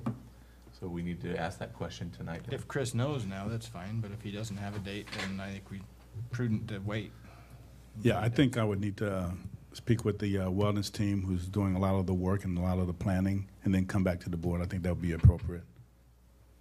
So that'll need to, we will hold off on the monitoring response document, though? Is that what the board wants to do? Because we typically approve it next board meeting. My memory is that we don't put a date. Chris tells us a date once he gets the exception. Yep, but I'm saying, do we want that in writing? From Chris, it doesn't have to be in our report. I guess from my view, in writing from Chris, sure, of when Okay. you'll have compliance. Where would we put that and keep it so that we know to reference it? You could attach it to it. Can you attach it to it after and we just accept it now? I don't understand why we can't accept this once we've decided it and then add that after. Is there a reason why we Monitoring can't do response that? document signed and dated. I would have thought it would have been, I would have put it in the comments section of the monitoring response document. Dr. Hurst said this item will be compliant by. So can we agree that if Chris will have it done by the time we approve that document, he can just add in the date? Why do we have, can't we do that? Sounds fine to me. That'll That's appease fine with everybody, me. right? If he thinks that works, sure. I thought he said he'd know by the next meeting, so. I will. Oh, okay. Yep, so it'll be in, so the board is okay with that being in comments, and then we'll approve it. Okay. All right, so question 4, a failure to adopt, display, and distribute to staff, students, and parents a written safe school comprehensive plan that addresses all aspects of safety for students and staff. 4 found in compliance, 1 with an exception. 5 found in compliance, and no, 4 found in compliance, 1 with an exception. I'm keeping my not in compliance on this because this came from a different policy, and we have reviewed this before. And my comment will explain it. The first comment, by admission, the current plan is not completely compliant with this policy. That being said, I would have found compliance with an exception if there was evidence that the current plan is displayed and has been distributed to staff, students, and parents. I'm explaining that because I believe we just reviewed this in its previous policy, EL 15, right? And there was just nothing in there saying that it was displayed. There was no, I'm sure it was, but it wasn't in the report, and it also wasn't in this report. And so that's why I found that one out of compliance.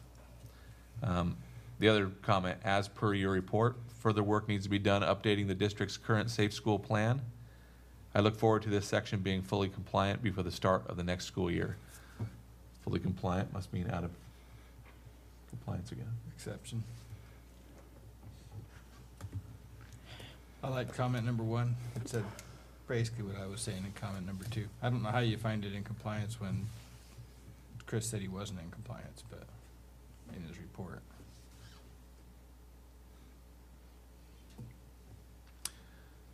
I think it was not completely compliant, is what he had said. Yeah, so I don't know how, if he says he's not completely, I guess we can agree, I guess we can disagree with his assessment that he wasn't completely in compliance with that. So I guess what you're asking is the board finding in compliance or in compliance with an exception is what we're asking now, right? And it looks like 3 said in compliance, so if no one wants to change their mind, then it's in compliance. There's been a recommendation to keep comment 1. Ken?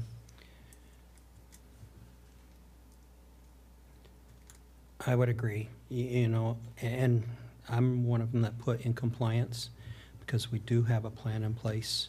I missed the part about what you mentioned being displayed to everybody, but this plan, it also said that they noticed there's some places where they need to change, Teresa. But for every incident that happens at another school, this plan could change also. Because like I say, as we noticed as time went by, it's hard to deal with every aspect of what's happening to other schools on safety issues. And it's constantly changing and evolving. So this plan has to constantly and change, evolve with it. Yeah.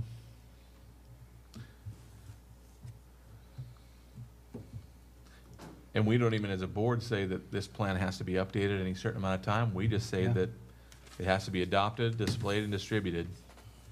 And there was a copy of it, so it was adopted. Yes. The displayed and distributed part, I didn't see in the report.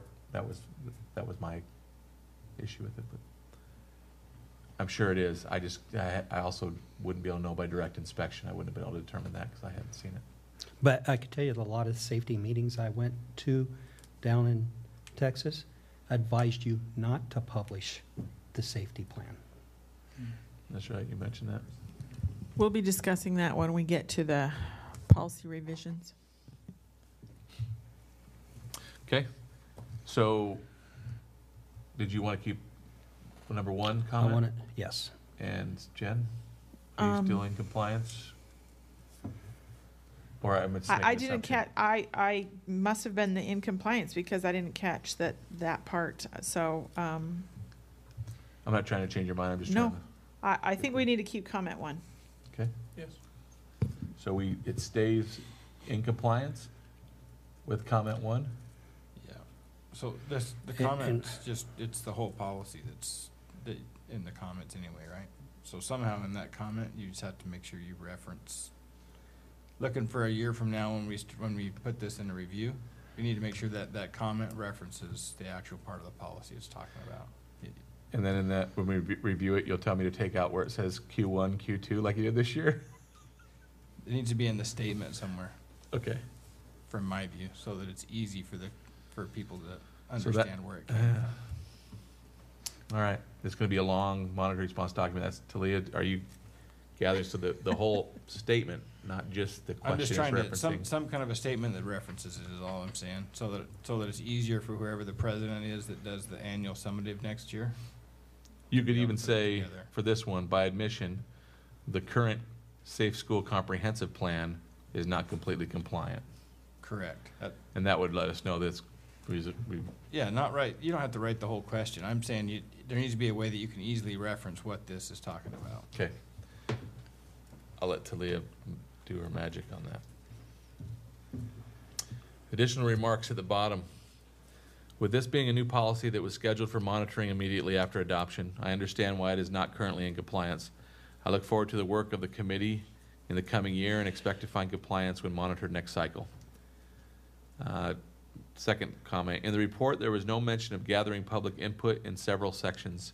Does the board want to consider facilitating a future public forum to encourage thoughts and observations on this new compliance plan? We already did it.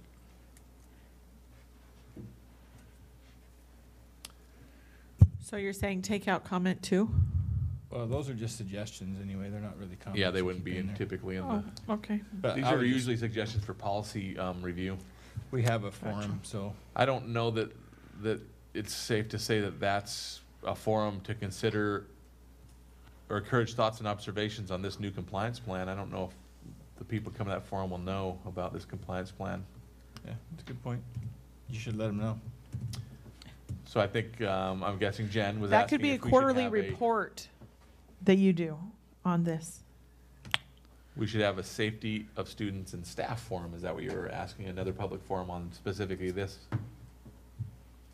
That's not my Issue? question. Is Oh. that what you're saying? No, those aren't Wasn't my yours? questions. That was me. The 15th is him. I'm the 17th. That was the only way I That could tell who sounded they were. The forum like a was Jen me. Stevenson question. That was me. I made a mistake.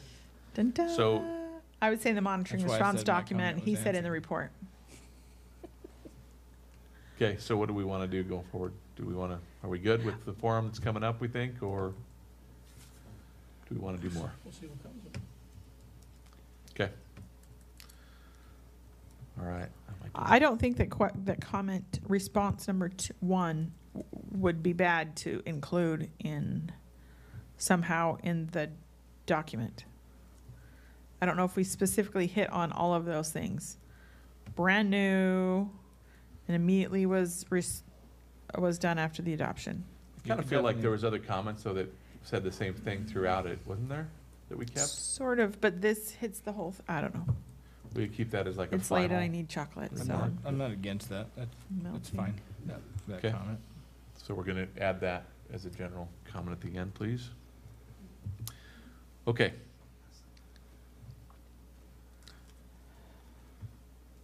Now, we're going to move on to policy review. So I'll give my best explanation as possible on this. So I started with the first thing is the annual calendar, but the annual calendar is making a lot of assumptions, and that would be first that we renumber our ELs and our GPs.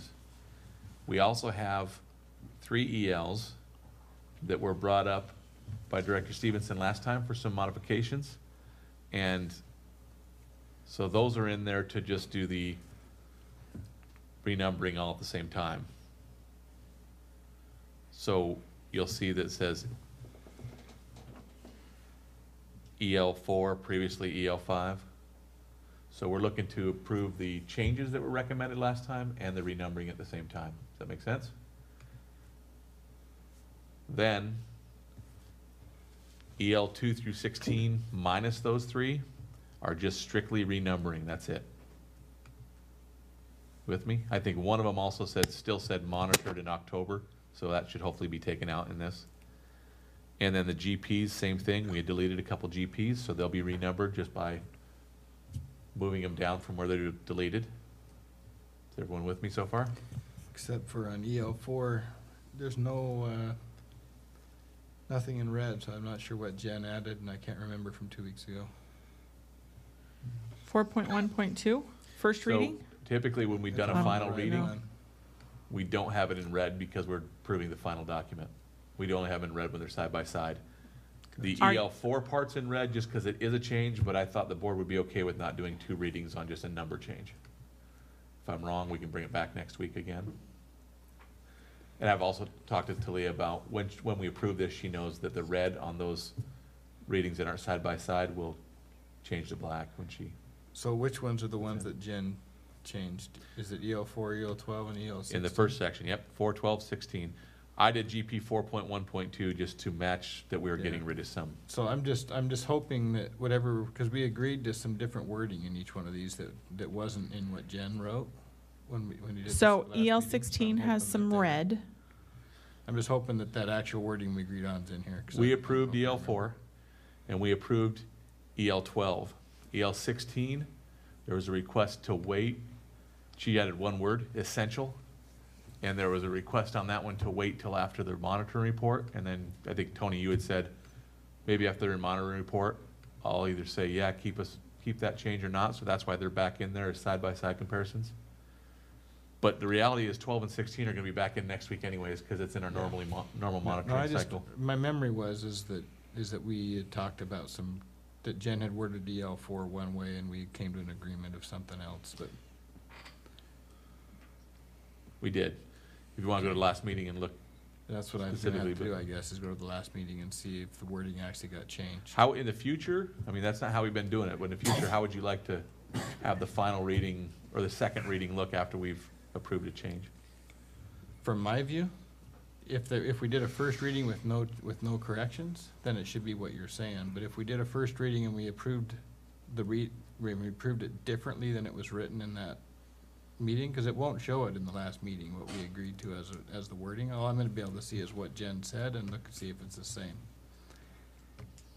You follow what I'm saying? I do. Let me look back at it because I did look at these. And it could be that I'm misremembering and that we didn't change the wording. Well, there was some that we just said, nope, we're not making any changes. What happened? Because I maybe had you're like thinking of 5. In EL. There was several that we went through that night. And In maybe- EL12, Right, there was 5, and I think 2 of them she we didn't change. recommended 2 sentences added. We only added 1. That might be the one you're thinking of, but I'm looking at EL5 right now.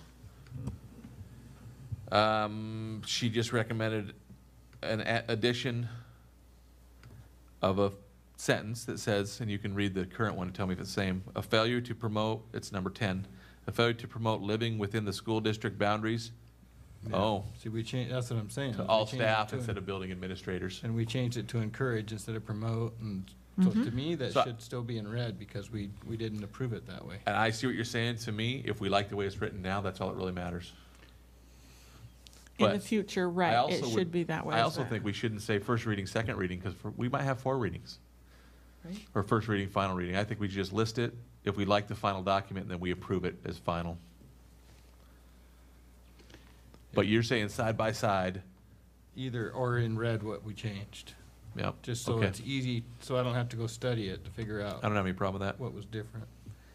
Just by you reading it, I can see exactly what it was, and it reminds me. I studied it for you, but in the future, we'll make sure we put them side by side.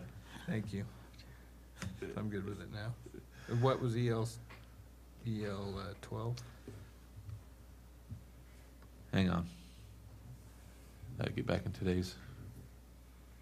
Or EL 16 is what it was? So EL 12, is that what you're asking? What was the change on that one? Yeah, it would have been EL 16 in the last one. I thought we decided to not add any of those things. We added one, Oh, the 5. number 5. There was We 2 things didn't- recommended. We just added one. and That was the failure to offer training to parents and Oh. guardians. I see. EL 16 is still side by side because that was, I think Tony had recommended we wait and see if we're going to add that word. Okay. So we want to approve these one by one, or? Well, if I was just thinking if we go over them and everyone is okay with my explanation, then we can do it all in one sweep after we look at the calendar, or we do it all without doing the calendar and we do the calendar separately. That way we don't have a bunch of different motions. You guys okay with that? I still want to have discussion on EL 16 before we approve it, so I guess. Okay, so we can do that, but let me first finish the ends. We're strictly formatting. I just moved the bullets so where they line up with each other. The bolts are still messed up. When I looked at this, the bolts were all messed up. They were all back and forth. They weren't all, nope. They're not all in a line. Yeah, that's not the one that I did, so sorry. I don't know what happened. I submitted my changes in red. Or no, I think I just recommended the changes. Which one was it? I don't know. Either way, these are just the original. Yeah, ends 1, 2, and 3 are back and forth. You can see it ends 1 that we reviewed today. So,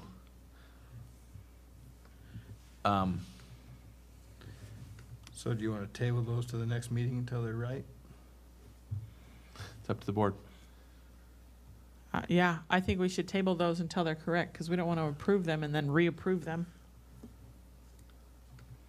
EL 2 looks right, actually, to me. Or ends 2, sorry. Ends 2 isn't, No, because it each doesn't. scholar will Right. be knowledgeable. Sorry. Should be over 1. Sorry, it isn't right. So can we then right now talk about EL 16, previously 20?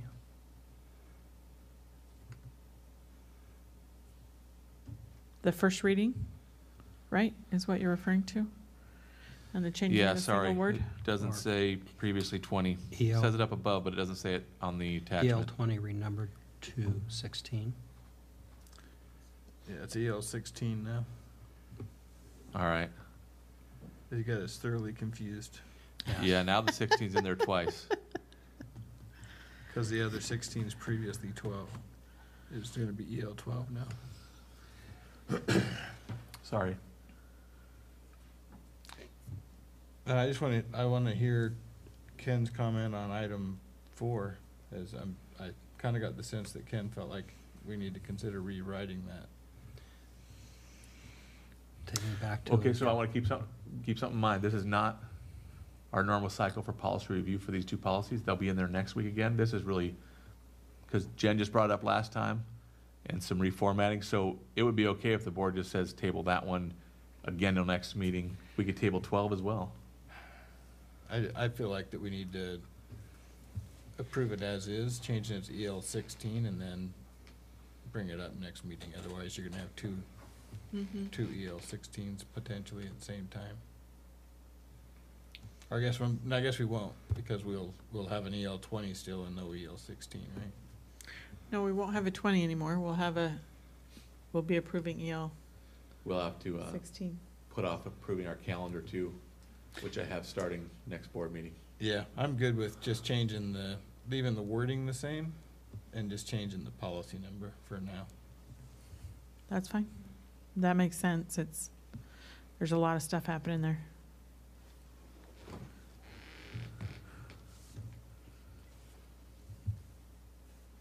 So why do we have to put off approving the calendar? We'd be approving an EL, we wouldn't be approving EL 20, and we'd be approving EL 16 that doesn't exist because the calendar's all assuming that we renumber these tonight. It shows the reports. When the reports are due again. When we monitor everything. So aren't we approving all of the renumbers? I thought that we were approving all the renumbers, not the rereading of 16. We have the opportunity to. And It all then depends not on the what the board ends. decides. So, You ready for a motion? whatever you feel Okay. comfortable with, Tony. I move to approve E1-1, E1-2, E1-3, and E1-5, and E1-4 as a first reading. And 5 as a first reading.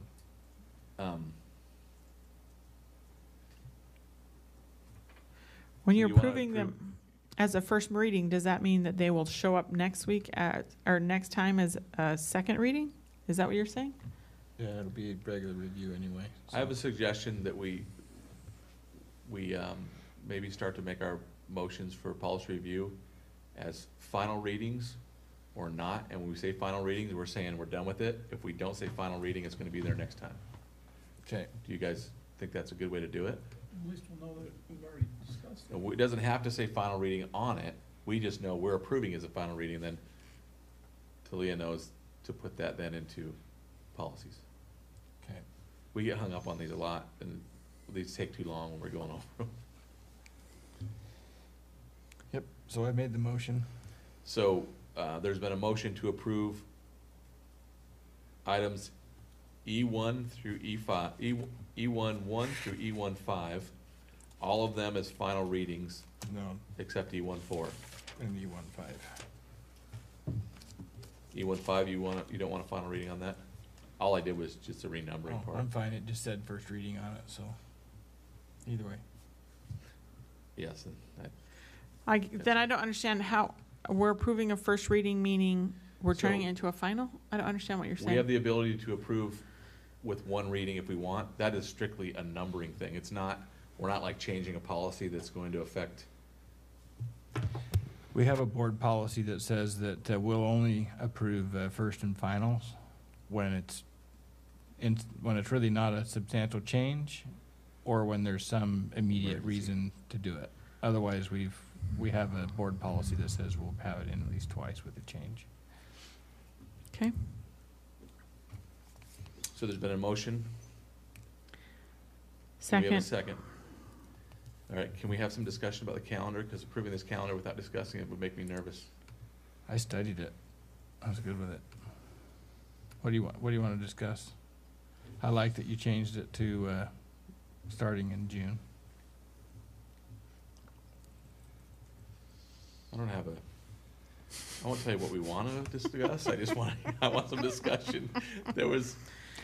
There was a lot of numbers on there, and I don't feel 100% confident I covered all of them in the right order. So I also made some changes to when policies get reviewed. I asked Dr. Hurst if he was okay with some of the ELs, but the big one was in our annual retreat, we said all ends would be evaluated in July, and they're not evaluated that way on this calendar.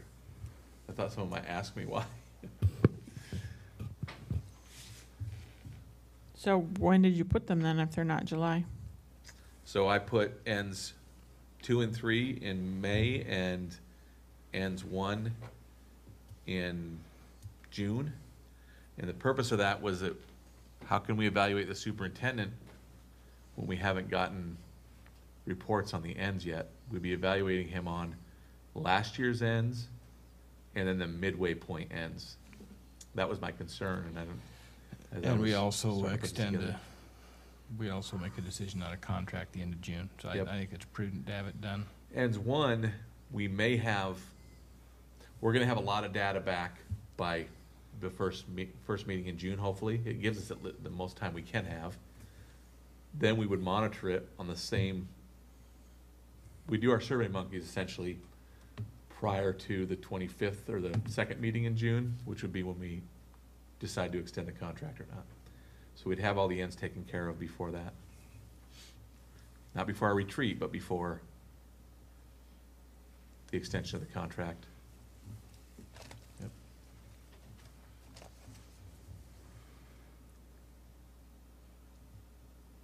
And we might not have the results of the Smarter Balance back, but we'll have a lot of district assessments and other national assessments probably.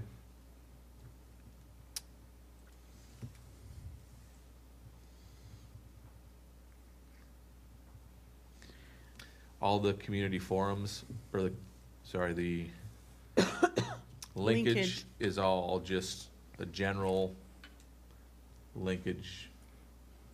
We won't decide who it is until beforehand, but we'll do that in advance. The details that I looked at for the calendar looked just fine to me.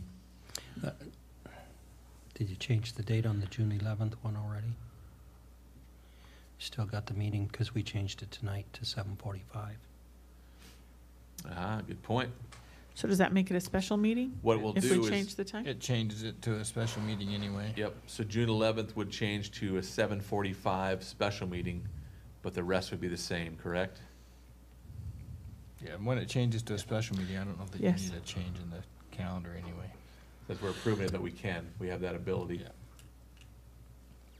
We can calendar special meetings as well. I looked at regular meetings as just being our second and fourth Monday meetings. Yep.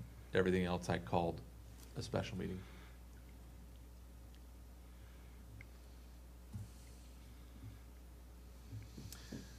All right, any further discussion?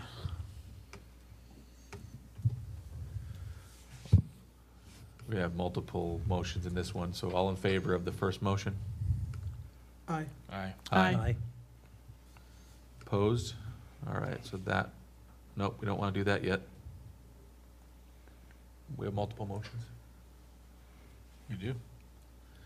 Well, I'm assuming because we aren't done with policy review yet. Oh, yeah. Each one's got to be broken up, you're saying? Yeah, you can't do that though. Yeah, gotcha. So we usually do these just verbal, not with the computer. So the next section then is renumbering of policies. I moved to approve item E1-6 and E1-7. There's been a motion to approve item E1-6 and E1-7 as final, with the exception of EL-4, EL-12, and EL-16 because they've already been approved in the first motion. Second. There's been a motion by Director Ashton, second by Director Stevenson. Further discussion? All in favor? Aye. Aye. Opposed? Motion carries 5-0. And then I'll just, we're aware of the formatting for the ends, correct? And so just a first reading approval of changing our ends with those bulleted items changed. What we'll look for here. Because it's not in here, we're going to have to. I moved to approve E1-8, E1-9, E1-10 with the board stated revisions as a first reading. Motion by Director Ashton to approve. Second. Second by Director Garza. Further discussion? All in favor? Aye. Aye. Opposed? Motion carries 5-0. Okay. No need for executive session, so we'll move on to item G1, adjournment. Lots of things coming up here that the board can be aware of. Are there any questions or comments on those? Yeah, does Chris, do you remember which one of these I committed myself to? OHS graduation. Just one? Okay. So let's go over that again. So OHS graduation, Mike and Tony. DOHS graduation was Jen and I. And then McFarland Middle School promotion, Ken, that was you, correct? Yes. Ken and I. And then Mike as well, okay. At DOHS, I'll be the commencement speaker. Do we have to make a notice to the community? That the three of us are? Yes. Yep. There will. So no 3 at OHS. Ken, are you gonna be at OHS graduation? No, I will not. Jen, are you gonna be at graduation? I haven't decided yet. Okay. I will not be, so there's possibly 3. Depends on Jen. Once I decide that, I'll let you know, Talia. Okay. Also on here, it's not listed as Desert Oasis Senior Dinner, which When's that? is Monday the 4th. yes. What time? 6 to 7. Yeah, we got an email invite to it. Right. And then there's also the retirement, what's it called? It was a retirement party. Reception at Desert Oasis on the 7th from 6 to 7. So Yeah, I noticed that I'm one wasn't in here either. planning on attending both of those. I just found out about that today. I think I just Yeah, got an email it today. came in an email.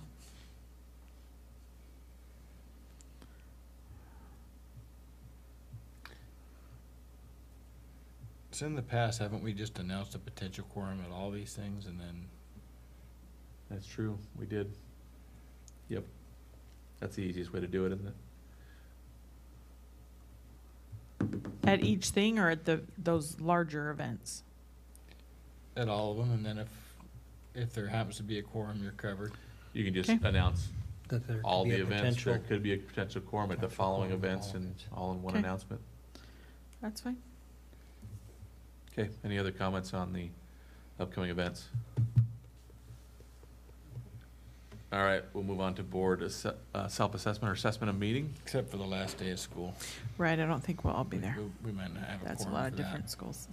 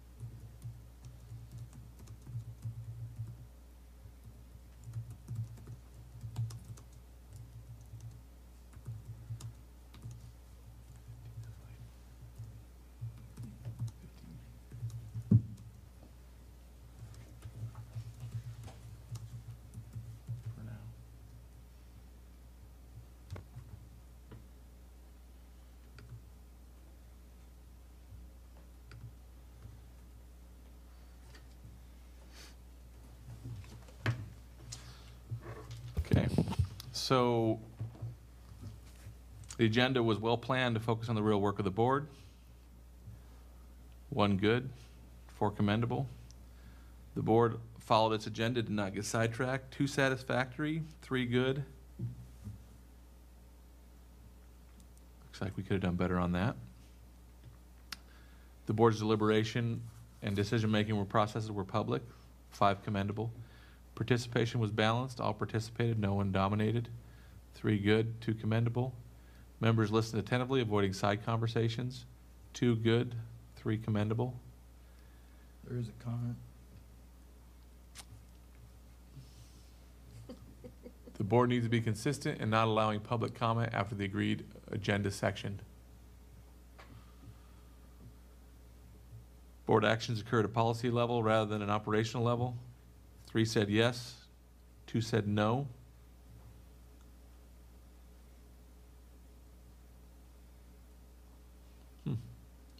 There's a comment for why that is, for why I answered Okay, no good. anyway at the bottom. The board reviews policy about each topic before discussing that issue.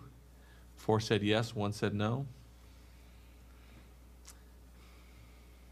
And I don't like the way that one's written. I rewrote it in the new one because we don't review policy about each topic. In writing additional policies, the board starts with a broad statement and becomes more detailed in logical and disciplined sequence. Apparently 1 thought we did. 4 said no. Do we write a new policy tonight? We didn't write a policy, but we were evaluating policies that When have are we already gonna written change that way. these- When are we gonna change these questions? We need to get some of these questions changed. You just approved it as a first reading tonight. These questions? Yeah. This is a sub one, isn't it? 4.1.2 is what it was supposed to be. Oh, but you rewrote some of them, you just said. Yeah, it was, yeah. Hopefully you fixed this one. It wasn't that one, but that's only when you write additional policies. We didn't write a new policy tonight. Right, you should just take it out. You should when you do the policy review, but point taken. The board chair helps the board efficiently conduct its meeting. 5 said yes. The board supports the superintendent in any reasonable interpretation of his policies. 5 said yes. Another comment, I'm told. The board did not approve a required approval that could be considered operational. While it is not this norm, it is acceptable for the board to be operational if 3 board members agree. All right. Well done. Overall weighted average was 4. That's one of our lowest ones I think we've had in a while. 5 said good for the overall evaluation of the meeting. Apparently we could have done better tonight. We'll do better next time. It's before 10 o'clock. That's good. If we evaluate ourselves on our time, Been here an hour apparently we did good. before that.